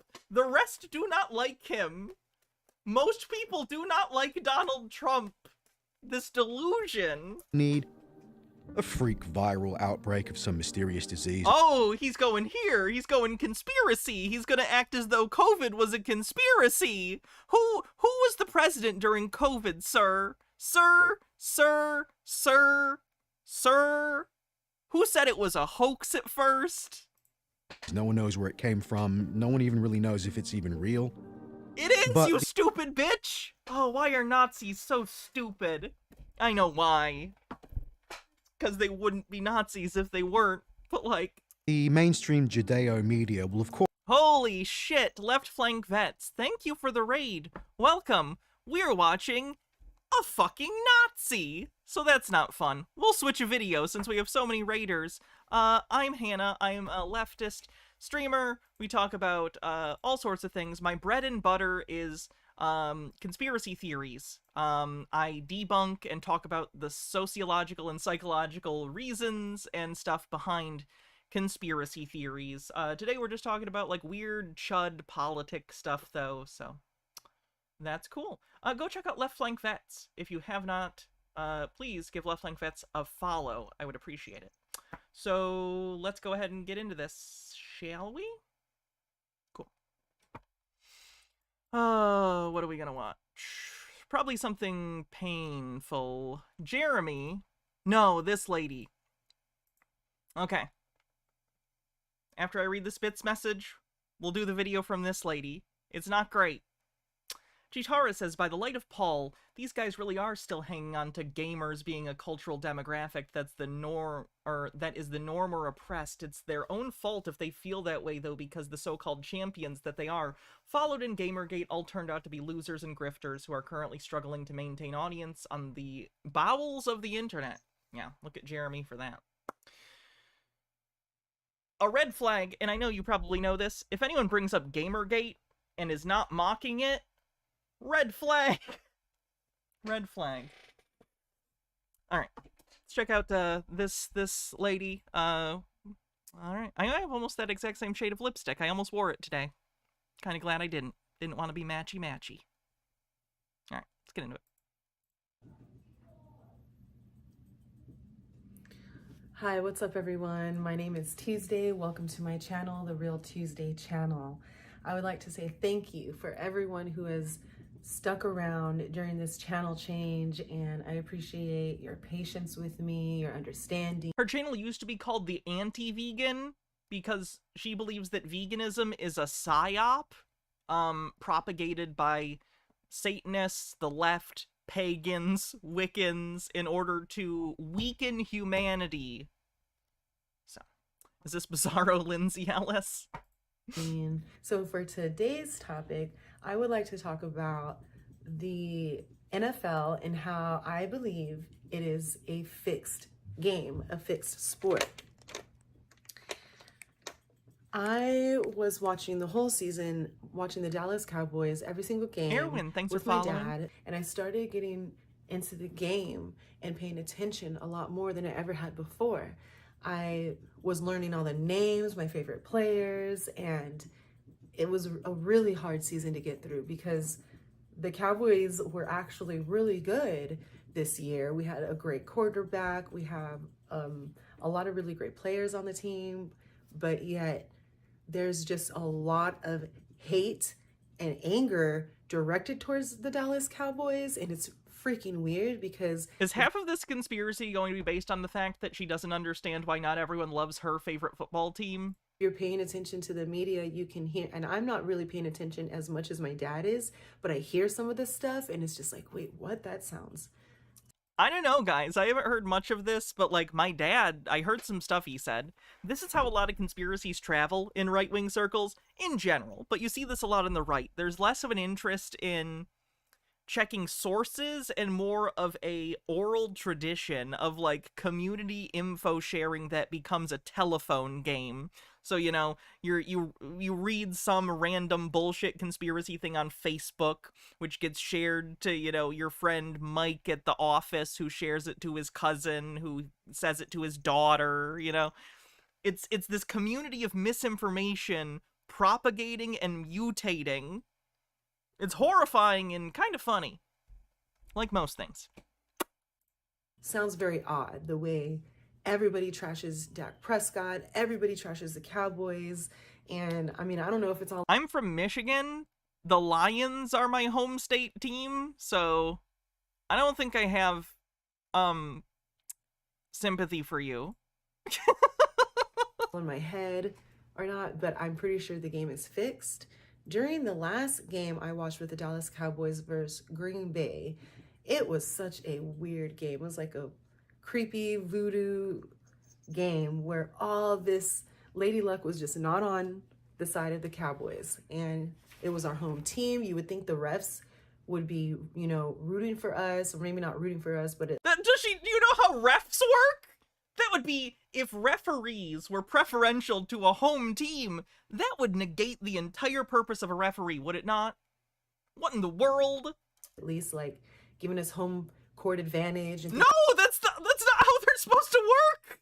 Do you want the NFL to be sued by everyone? Do you want the Dallas Cowboys to be sued by everyone in the world? What are you thinking? Things like that, but every little thing was, like, Lady Luck was just swaying towards the Packers. Every little thing, every little interception, every little mistake, every little flag that was thrown. And there are so many little instances where I was just like, what? Did you see that? That's so odd. That's so strange. Whatever just happened right here. It looks like somebody almost caught the ball, but then the ball just like flies out of their hand. And I mean, I feel like it's kind of crazy to think that it's completely fixed, because I don't. I think that it's real, and there are players, you know, the team. I think that the actual team, the whole team, is trying to win, but I feel like there are things swaying certain games and you know, kind of favoring certain teams in order to... This is so vague. Again, she's not even making specific claims at this point. Like someone said earlier about the vibes-based conspiracy. It's this idea of paranoia. It's a paranoid feeling that things aren't right, and from there, people find narratives to fill that space. People hate, psychologically, they hate ambiguity. They hate ambivalence. People need answers, black or white, right or wrong. I'm not saying that's good, by the way. I'm strictly speaking as how things are. People are often like this. You need to train yourself and actively work to continue to engage with nuance Without it, you fall into this kind of thinking of black and white and needing something to be like this. So she can't just feel weird. Her brain feels a way about this, so she has to seek out narratives that justify that feeling, thus projecting the cause of that feeling from the internal to the external. It's not just a weird feeling I have, someone else is causing it. Frustrating. To push them towards the Super Bowl because they want who they want in the Super Bowl, you know, and not only do they want who they want in the Super Bowl to win, but they want to make sure that no one, I mean, I don't know if this is true or not, but I feel like if all this money is on these games and, you know, people are making bets all the time, and if they are using these The dislike of ambiguity is why ties aren't really a thing in North American sports. Games as like mind control and social and if they're using these games as mind control or as a social experiment, then it would make sense. I think the worst thing YouTube ever did in the early 2000s was to introduce the word social experiment to people because they don't know what that word means. On why they were manipulating it, and it's not even form of entertainment, it's actually just a form of programming. And I don't know if you know this, but apparently the tickets to go to any football game, any NFL football game. Yeah, we went from the game is rigged to mind control. That happens. Again, conspiracy theories vary in how rigid they are. There are some people who have very specific beliefs about specific events that happen specific ways. With things like this, sometimes it'll be more just vague. There were studies that show, for instance, the more you are likely to believe in one conspiracy, the more likely you are to believe in others, even when those conspiracies contradict each other.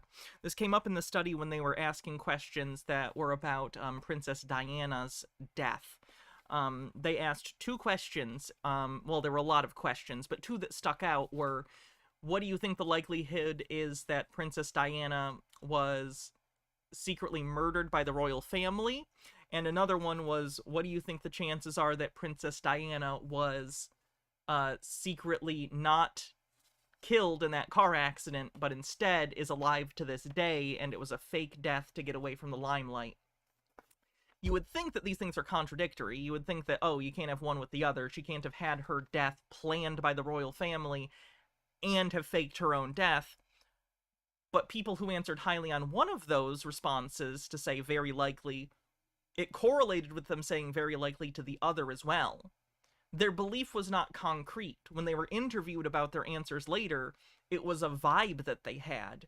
It was the fact that they just thought it was suspicious. They felt that something suspicious was happening, so they were willing to believe the paradoxical nature of the two separate events. They both explain their paranoia away by something happening, so both are likely.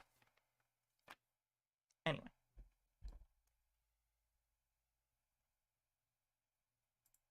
How do conservatives decide something is done by God or Satan or by conspiracy? If it's something they don't like. If they don't like it, and in particular if it is antithetical to their political views, then it is evil. And to be clear, this is a broad generalization. We're talking about like more extreme right-wingers or people who are more prone to conspiracies in the first place. Not everyone is like this. This is all broadly speaking. But people who do this, it is very much vibes-based. It feels like it's a lack of self-awareness to understand where your own feelings and emotions are coming from, so they look for explanations outside of themselves. They project those causes of their emotions outside of themselves because they don't understand or are unwilling to deal with the fact that our feelings can come from within. Like, they aren't always just a reaction to the external. Our internal state is dependent on a variety of factors. Like, we can just be wrong, we can have traumas or incorrect information, or we can just have vibes that are incorrect. It's the difference between sort of intuitive versus investigative thinking. Their reasoning is intuitive, and even calling it reasoning is kind of strange in this case, because I'm not talking about logical analysis. They're not being analytical, they feel a thing, and how much they feel confident in that thing justifies their belief. Say, this is entertainment only. This is not a sport. And it's just really weird. Why would you have to say that, right? So I think they have to say that because they know it's like wrestling. There's certain things about it that's fixed. Rayline says, a bit of context, the Cowboys played well at home this season but sucked during away games. The game was weird, but it was not fixed. The Cowboys just didn't play well at home for that game. Oh, okay. There's certain things about it that the players have no control over, and the powers that be, like the script writers, whoever is investing all their money. I know this is very Tinfoil Tuesday, by the way, but I swear she is right-wing, and this gets into politics and the Taylor Swift stuff, and yeah. Harold Elbleman says there's a sense of favoritism, legacies, and narrative in football, both at the team and player levels. She's not wrong about that, and it can lead to some bad judgment calls by refs and coaches that seem to be driven by motivated reasoning.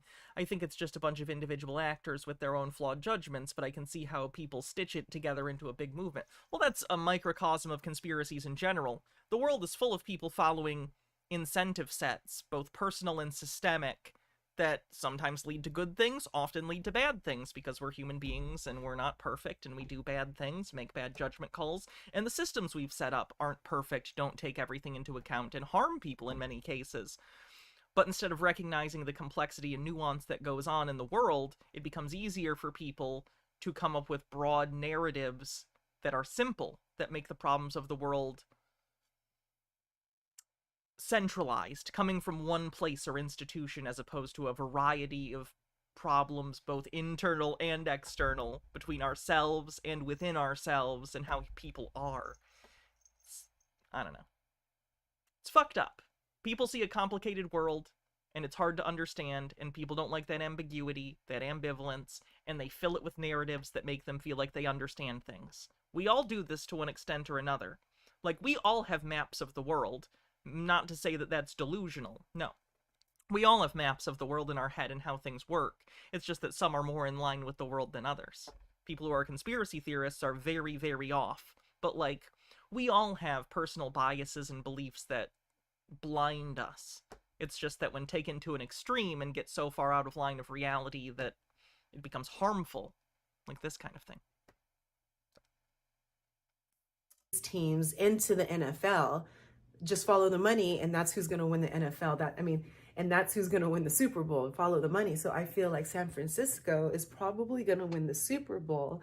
And if I was like 100% sure, I would probably bet on them to make a shit ton of money. But, you know, I'm not that sure. I'm not that sure. But if they win the Super Bowl, I think it's pretty telling on the times that we're living in, that it would be San Francisco of California. Oh, literally, she's doing that. She's like, San Francisco is where gays and Satanists live, so they're gonna win. Oh boy. California, the shithole of America. San Francisco, the shithole of California, you know? So. Alabama's right there, ma'am. Alabama's right there. California is a communist state.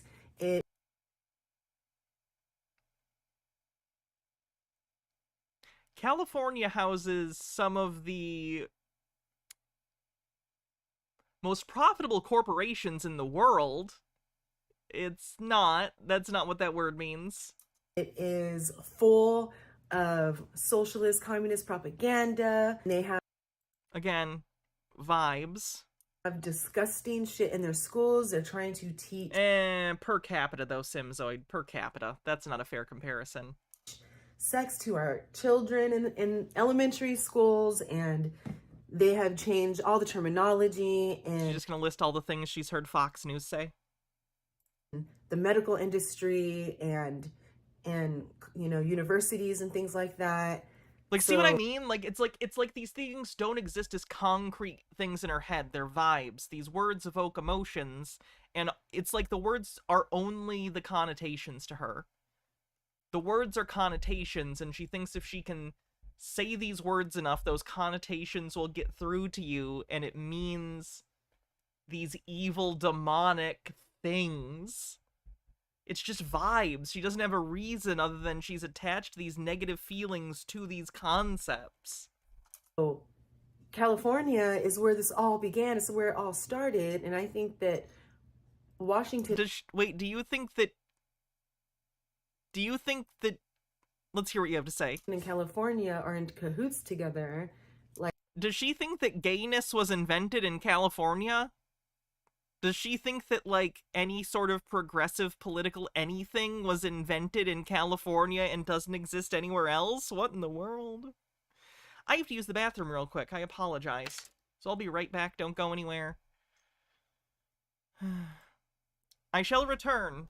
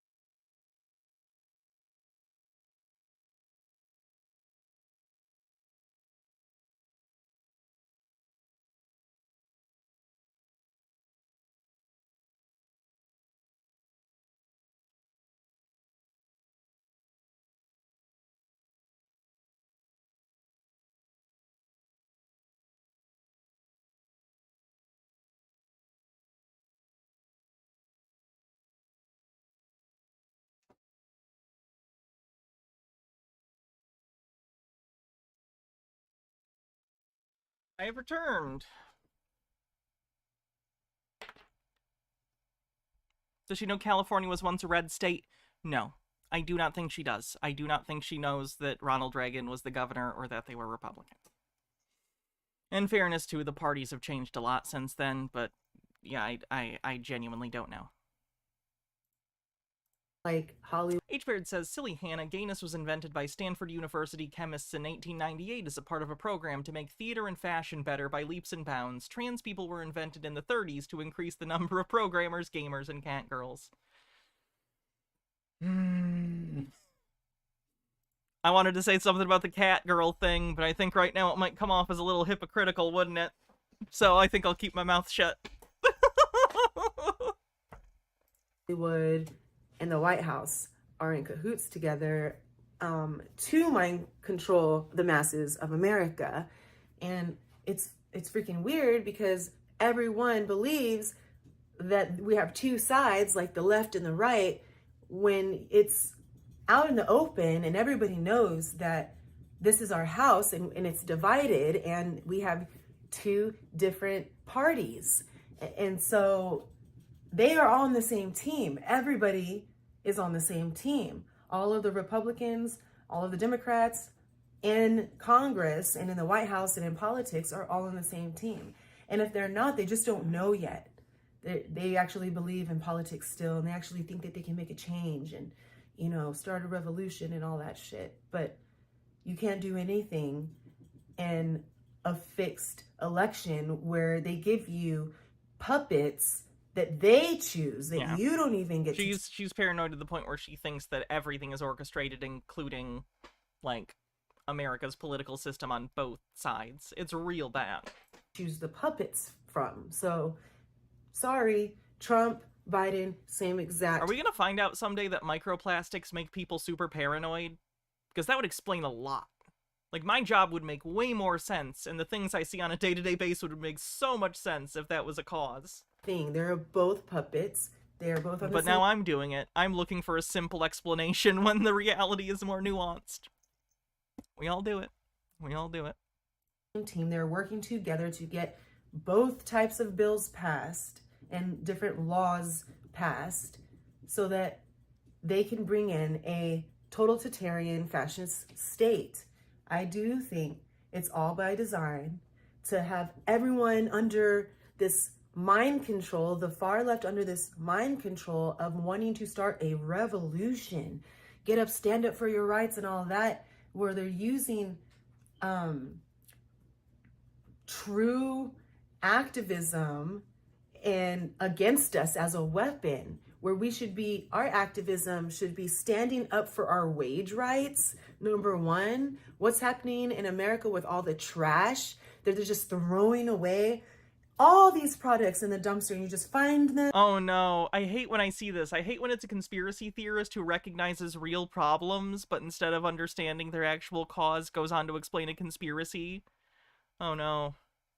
If we were playing bingo, it would be accidentally based and doesn't understand the problem is capitalism on the bingo card. Beat Poet DJ, thanks for 15 months. Brand new, and you'll get in trouble. Alright, I think I'm done with that. She's making me sad.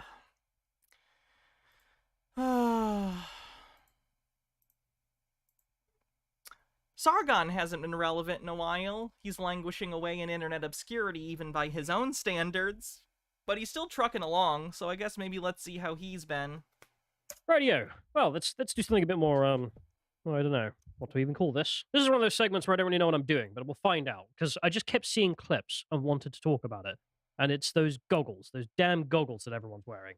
At least Is everyone wearing them? I've not seen anyone wearing them. Well, the tech bros, because what are they, $4,500? Something stupid? They are quite expensive. Yeah. Oh, is this the Apple thing? People who don't know what I'm talking about, just real quick, that's it. These are the Apple Vision goggles. Right, the goon goggles, yeah. Look kind of silly, pretty goofy. But before we get into that, I have an announcement to make, which is, as we previously made, Calvin's on site.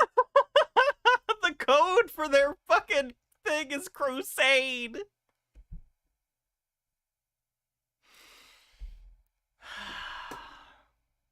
Now he's with us, and he's starting a crusade. So if you'd like to join the crusade, you get your suit of armor, You your think sword, you can still smell the milkshake?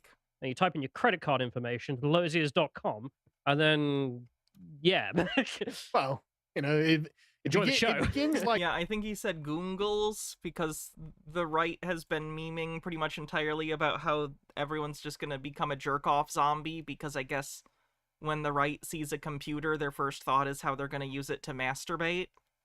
And they assume everyone does, so they're very focused on sexual things. It's pretty interesting. like that, but it ends with taking the Holy Land. That's all we're saying. Well, it's not a financial promise, but it's a goal. This is not theological advice. Yeah, there might not be promises kept, promises made on that one, but anyway, but you can come and join, and if you sign up to Gold Tier, you get to send in video comments, and it's 50% off using code Crusade for the first 3 months.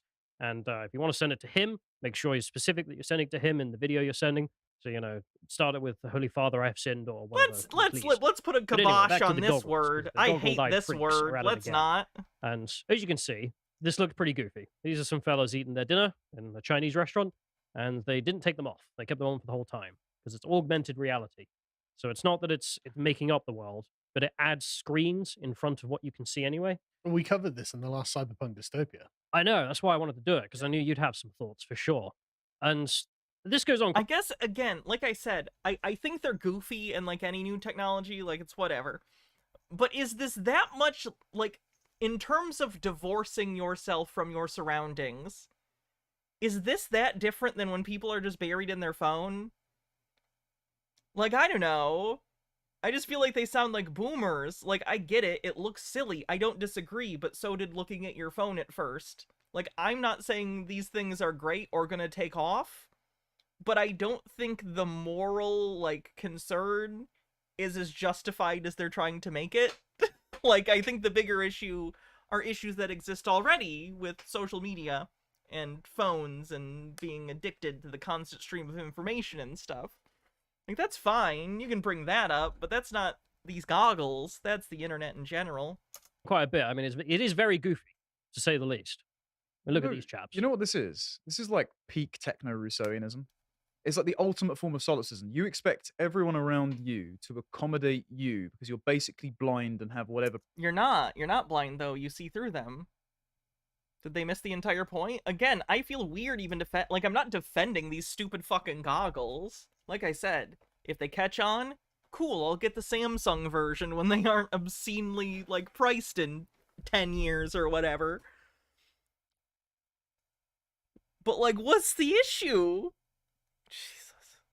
Jitara says, unironically, I-words and rightoids have been salivating at the idea of having an AI girlfriend because they hate that women nowadays are either too woke or busy dating chads. Tech bros never had easier target audience. True. projected onto the actual real world. Yeah, it's like Pokemon Go. It's AR basically. It's augmented reality. You see through them, but it overlays things onto it. Meanwhile, you feel you have no obligation or social considerations to people around you. Yeah. You're getting everything you want with zero social consequences. Is that not basically the right-wing ethos, is to do what they want with no consequence for other people? It's kind of funny. As far as you're concerned. Zero social interactions. I don't think it's like that at all, because they're not costing anyone anything else, and they're not blind either. You can see everything. If everyone starts doing this, civilization has a cost. Well, here's the thing, because there's a way of looking at this, and I was thinking about it over lunch, is that you see it already. I mean, we had it especially when we were teenagers, and you just look at your phone, you're typing while walking, or watching stuff, or the headphones on all the time. That's a change. That didn't exist in the 90s, and it exists now. And this just seems to And be people had headphones, but I get what you're saying. the logical conclusion of that, because these things can't do. I think that this is less of a leap from smartphones to this than it was from, like, a flip phone to smartphones. I'm just gonna say that.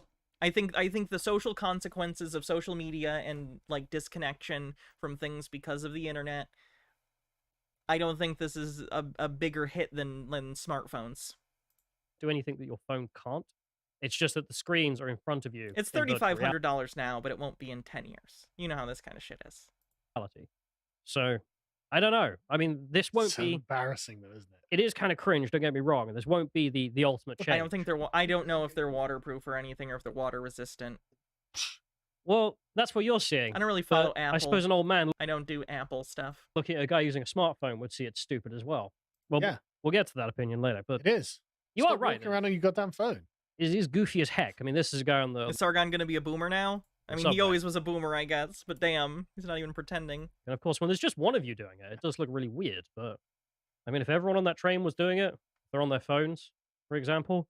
Then if everyone was on the train in these goggles, I would definitely say that something has gone wrong with civilization. You already think something's gone wrong with civilization when you see black people, so I don't really give a shit what you think, Carl. But I imagine you see it the same way with everyone on their smartphones. Yeah, it's pretty similar. Because that's all I'm looking at this as. Because people think that it's a massive change. I really don't think it's that big of a change. We're already in that kind of hellscape. It's just that this looks a bit more hellscape because it's on your face. But anyway, they're not the only ones. I mean, this guy is getting in his fighting technique. So Jonathan Pye. Maybe he's very happy to tell you that you can learn to fight while Have using they the ever seen VR games before? goggles. Finally got into Westminster. I don't know why he's wearing it like in between your sessions in the office because he's wearing a full suit as well. Decided he'd do some workouts, but It's a civil servant defeating white supremacy. there is a certain kind of human being that is going to be way more Tommy insufferable. Robinson. I guarantee you're right. Yeah. But there's, most people, if they did this, if the price came down, because it's $3,500, if this became $500, for example, and it worked just as well, and the way technology goes, I imagine that's going to be the case in 5 years. A lot of people would get this, I reckon, and then it could go down even further to be cheaper, and then you don't actually need a phone anymore. It's just on your face. Yep. And it's going to get smaller and more, less intrusive. Less- Eventually, it will just be a little chip or something you have literally be contact attached to your lenses. face or something like that, and it'll just project something in front of your eyes that no one else will basically see. because we definitely are getting there at this point. Because I mean, this technology, like in this example, these guys checking it out, it does physically work. And but there is some people are going to be way worse for sure. Influencers, they're just cancerous human beings. Why does the right use influencers as if they're, like, a large demographic? You ever notice that? The right will use this as sort of a gesturing towards the kids these days. Tell you what, when I was young, the people who were representing me on YouTube and my generation were assholes. They're the people that invented the whole, it's just a prank, it's just a social experiment, bro, type shit. Like, they were not representative of my peers. Just like influencers these days are not representative of their peers. That's not how this shit works. People are just awful on the internet. Believe me, I know. I'm on the internet. We're all awful. On the best of days. Yeah. And they walk around with their cameras live streaming as they do whatever for attention. They walk into a shop and break one of the TVs and wonder why they get arrested. Yeah, I mean, the people who are just chasing clicks endlessly. And they're like chasing clicks endlessly. Carl doesn't know anything about that. play like racist songs in a foreign country to try and get attention. I mean, Yeah, these guys are going to do what they're going to do, which is be insufferable. I think this guy even started off the audio because it just hurts. All right, I have chat in front of me at all times. Imagine being that dealer. Imagine being that dealer and you've got some guy talking about the chat in front of him. And you just think, I wouldn't give a shit. I'd be doing my job, and I'd be like, oh, that's kind of interesting. And that's it. They're treating this like it's a big deal. I don't even get it.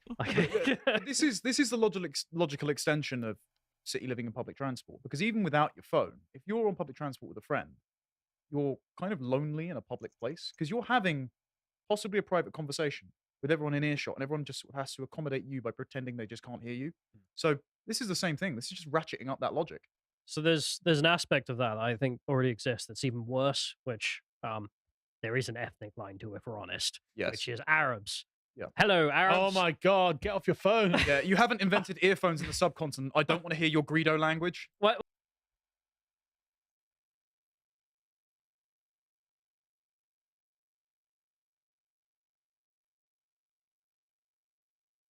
That can't be YouTube TOS safe, right? Like, they posted this to YouTube. Like, they're not allowed to say that shit, right? You can't fucking say that. What the fuck?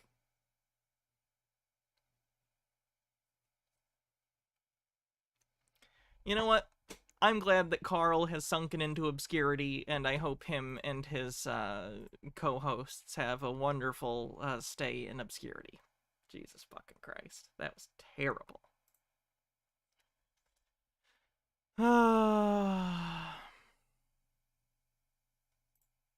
Because we're not here to patty cake.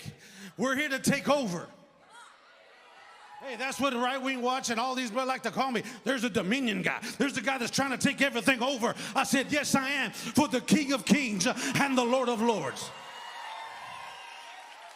2024, we're taking over in the name of Jesus. Link to the video. 1 second. That's not what I wanted. Control-Shift-T. It has to accommodate you. This was the Carl video.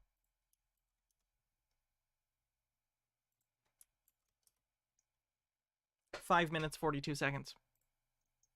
Sorry, I have a weird tick where randomly I need to say the timestamp of videos.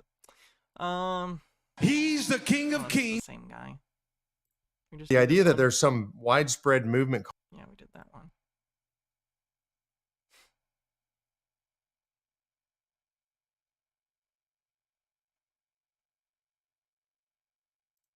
They need to come to a knowledge of their Savior, Jesus Christ. And so I've shared the gospel. I would never team up with someone and do a bill on the other side, because why would I ever team up with someone that stands for those things? And so that's clear to me. Like, you don't do that. And I've seen a lot of even conservatives try to, oh, well, we'll meet in the middle with, no, I don't play that game. Like, we don't do those things. The things that those on the left stand for is it's vile, perverse. It's the opposite of God's word.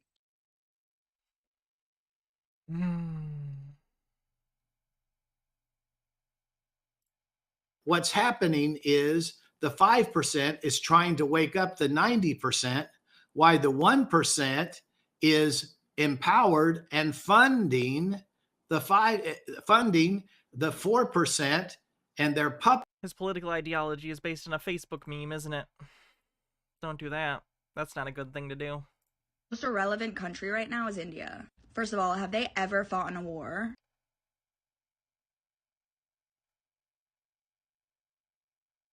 Yeah. I feel like they don't participate in war.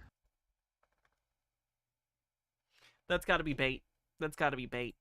Bait. I'm calling bait. I'm calling bait. This story would be hilarious if it wasn't so depressing. Apparently, San Francisco can't find anybody to become a police officer, even though they're offering them $112,000 to start. That's not very good for, like, per year or, like, as a bonus. Because in San Francisco, $112,000 per year is not that great unless you commute from far away. And all like, you can't live in San Francisco for that amount of money. the city leaders are asking, why can't we find anybody to take this job? Well, I'll tell you why. Because you defunded your police department by $120 million just a few years ago. You treat your officers like shit. So is it any surprise that no one then wants to join your agency?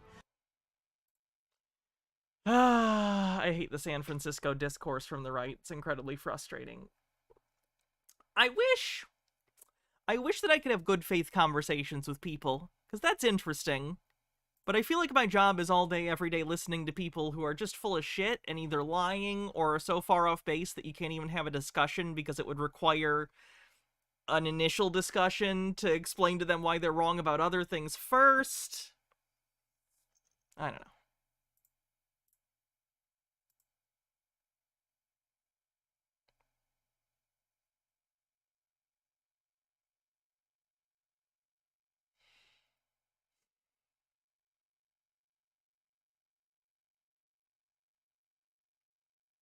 That Ben Shapiro rap. No, thank you.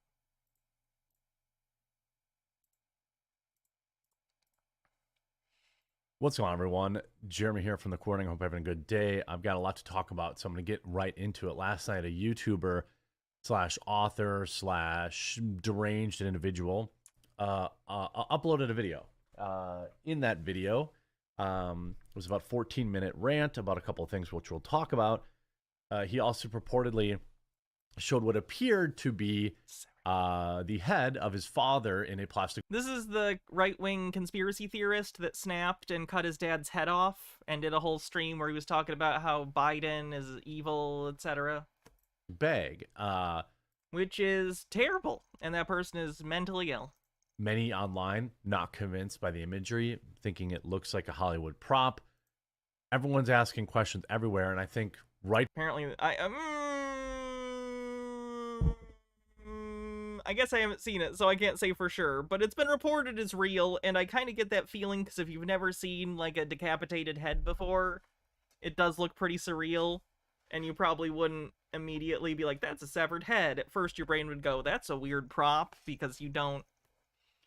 It's hard seeing a severed head.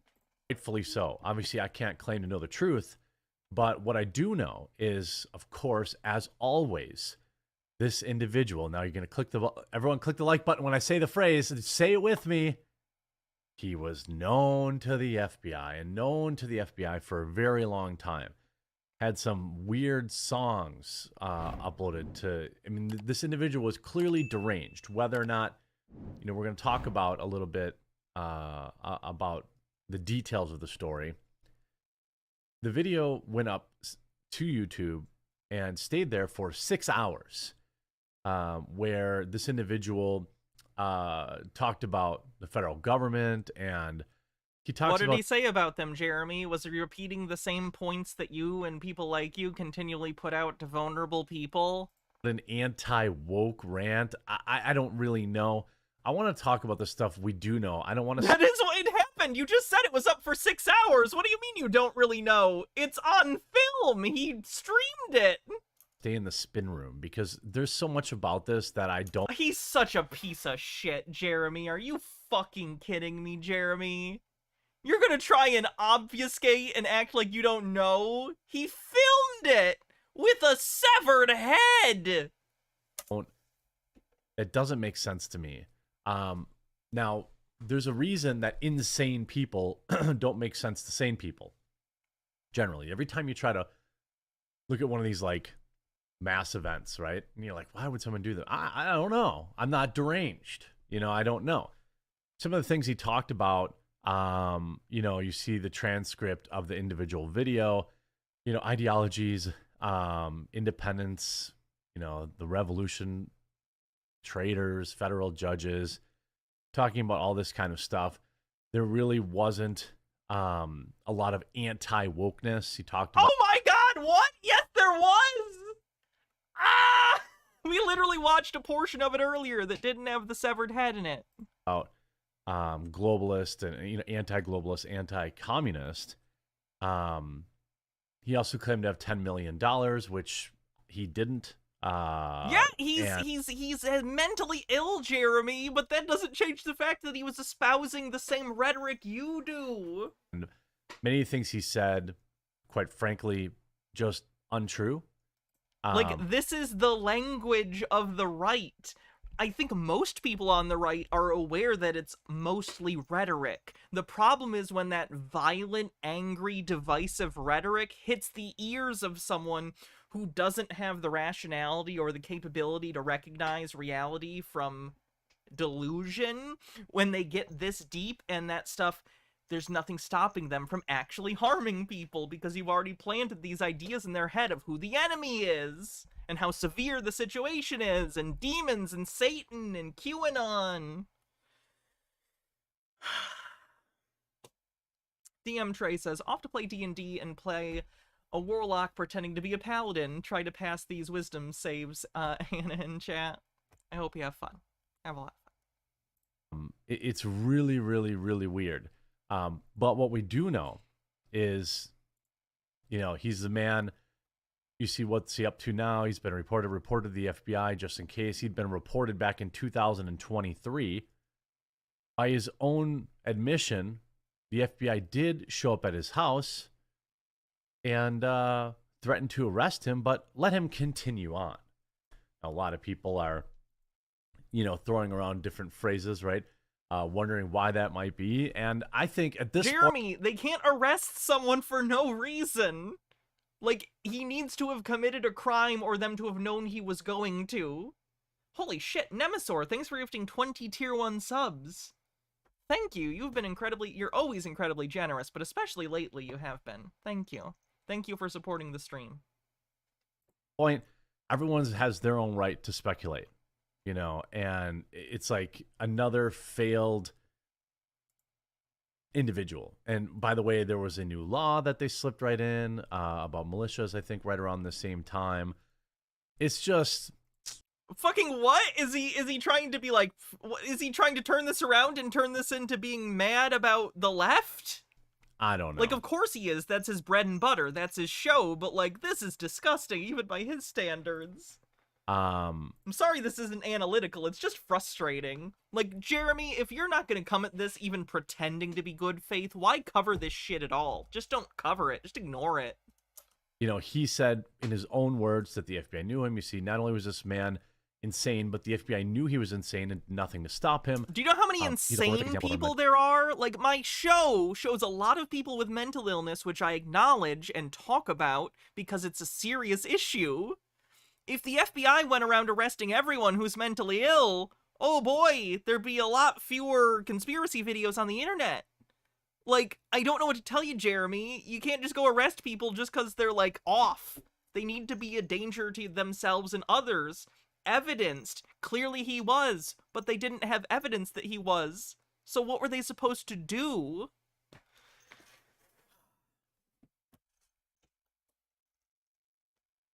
Like, he wants to Minority Report it.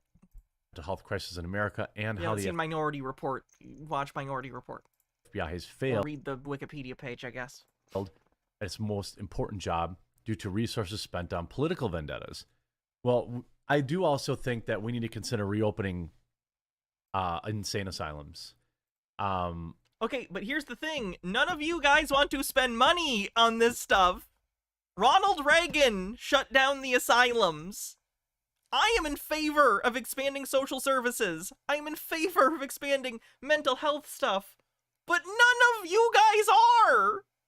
What are you talking about? I don't know what else you do with these people, because when you have somebody who's clearly deranged, what do you do with them? What crime do you charge them with? Well, we don't really have that same solution anymore. We used to be able to commit people who were lunatics. Doesn't seem like, to be clear, you still can. The bar is just much higher. That really happens anymore. This individual, the son who is suspected of, you know, parading around his dad's head, who is a federal employee, was riddled with student debt, a devout conspiracy theorist, and believed that he was in fact the second Messiah. In a 14-minute YouTube video, the deranged son ranted about the federal government for woke mobs, migrants who have ruined the United States, and hated globalists and communists before holding up, of course, what they say was the head. It was a head. It was a severed head. Certainly looked like one, but it also looked like it could have been a prop. You know, I wasn't there. Jeremy wasn't there, so Jeremy just thinks the guy got arrested for no reason instead of murdering his father and holding up a severed head. How obtuse do you have to be? This is embarrassing. This is disgusting. Records show that he moved back home to live with his parents in his parents' $390,000 home with his brother Zachary and his sister Stephanie, and has been fired, or having been The price of the home is a weird inclusion. fired from a job in Colorado for kicking an office door. What's He like the graduated AP style guide justification for that? You know what I mean? from Penn State in business management back in 2014, but never held down a job in the 10 years since. Instead, he self-published 8 books, which claim to only wish to bring positive change to the world, including the Second Messiah, which he said is loosely based on him. He's written and produced a number of Spotify songs about his debt, his struggles as a white man, and the fact that his dad was jealous of him and wouldn't let him succeed. Paranoid. His various theories echo similar grievances of those associated with certain movements. Who knows about that? I mean, he King of Earth. His books include They Will Burn This Book, The Punishing, Poems I Wrote While Stoned, The Kingdom Dark, The Pink, Dark Ages, whatever. His Amazon bio reads, his life story is unbelievable and may not be enough words to describe him, but one may begin to understand his complexity and his experiences through art. Moan, a 2014 college grad from Penn State in business management, has tried to blame others for his crippling debt through legal action. He's tried to sue the federal government 4 times for allowing him to borrow money to attend college without informing him that he would struggle to find work afterwards because he is an overeducated white man. Well, didn't Biden just... How are you gonna do? He's literally repeating the rhetoric you're about to fucking try and say! Didn't Biden just forgive a bunch of student debt? The big student debt cancellation thing got undone by the Supreme Court, or undone by the court. I don't remember if it was Supreme Court. But also, the rhetoric you're using is the same rhetoric he's espousing before he cut his dad's head off. Cancel all that student debt? No, Jeremy! Do you know what's going on in the world? Do you follow things beyond the headlines you read on your dog shit show? The most recent of his claims was filed last year, which the Can you tell that Chud Watch frustrates the fuck out of me, and by the end of it, I hate it? judge threw out as There's a reason I don't do Chud Watch as much anymore. It's frustrating. had no legal standing. I have much more fun analytically trying to understand the minds of the delusional than I do listening to bad faith actors say stupid shit. 2019, he sued Progressive Insurance after he failed to move ahead in the company, which claimed because he was a white man. That's probably true, but good.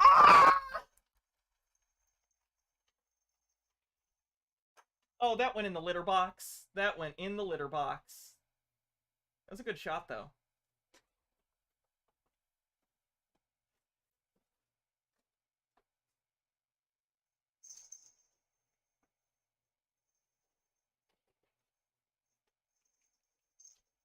Those will go over there till I can wash them.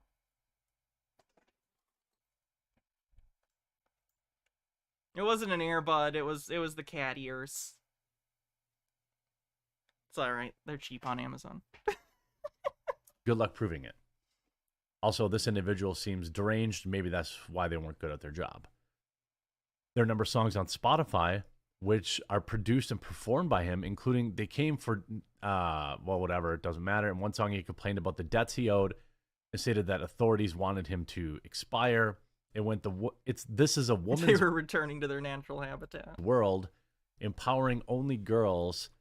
It's just Stefan- frustrating. He's literally reading about this guy who probably, I don't know this, but it wouldn't be shocking to find that this guy was a fan of Jeremy. He's clearly following, like, right-wing grifter politics. So, Jeremy hears that this guy did crazy shit and tried to sue his job because he thought he was being discriminated against for being a white man, a clearly insane thing to do, and Jeremy's like, no, but I agree with that insane thing, because it lines up with the thing I'm saying for my job. On all the men. Yeah, I mean, he's probably not wrong about that, at least in corporate America. and a collection of songs called Justin Stalkers. He had a song called Momunist the Communist, where he complained about living at home and his mother telling him to pay off his debt. He also saying that his dad was jealous of him and wouldn't let him succeed. I'm officially the acting president of the United States under martial law was another one of his beliefs, alongside the fact that both Democrat and Republican parties thought he would have been the best candidate in 2020. His various theories echo lots of grievances throughout the years. Again, this guy was not a Republican. He was not a Jeremy. Okay, I can't. I gotta call it a day. I'm done. I'm so fucking done with Chud Watch. What a terrible show. Why do I do this fucking show? So anyway, the right's not doing great.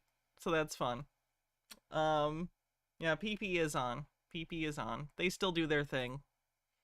They're still in the opening, though. PP show goes 5 days a week. They're still going. Their viewership steadily drops, but, you know, they still have viewers.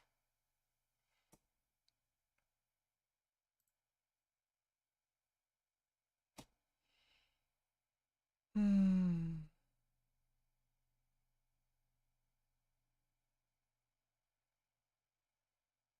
I missing PP and his monetary fantasies yet? It was really interesting. I just want to find something else that interesting to me again. I gotta find another hyperfixation.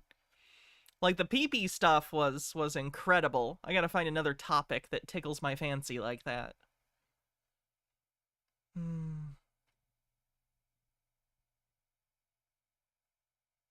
Taking estrogen is the best way to get mo ass. True. It's true. I've been losing... No, that's too... I'm trying... Nope. There's a wall between my personal and professional life. And I will not cross it. Hormones are crazy, y'all. Hormones are good, though. Hormones are good. For me.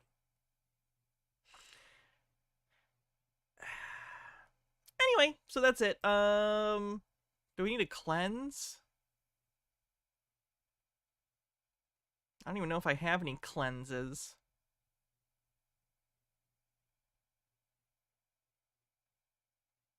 Could start following militias. I guess I don't know where to start. That does sound interesting. Like, the closest I've ever touched to it, I guess, is that Rage and Rob, when we used to cover Rage and Rob, was ratted on a militia and got them in trouble and became an informant. It's pretty funny.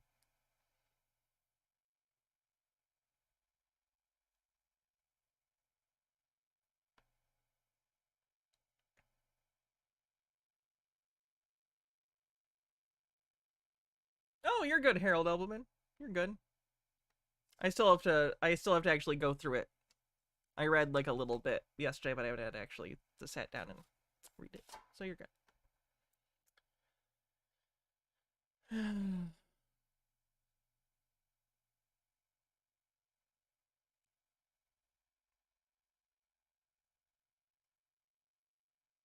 I need to have a separate account just for cleanse stuff.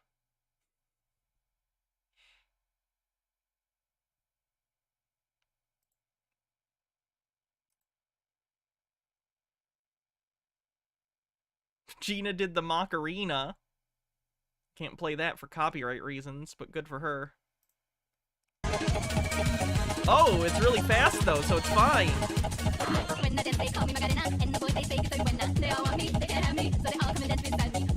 I didn't speed this up, she did this. Hey,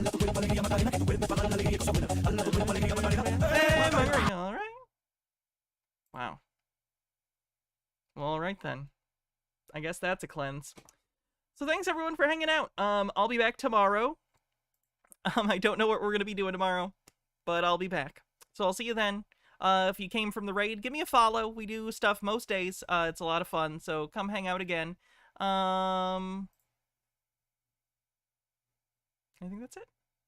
You're the best Spokane Dog Man, and love you, Mr. Blast. All right. Have a good night.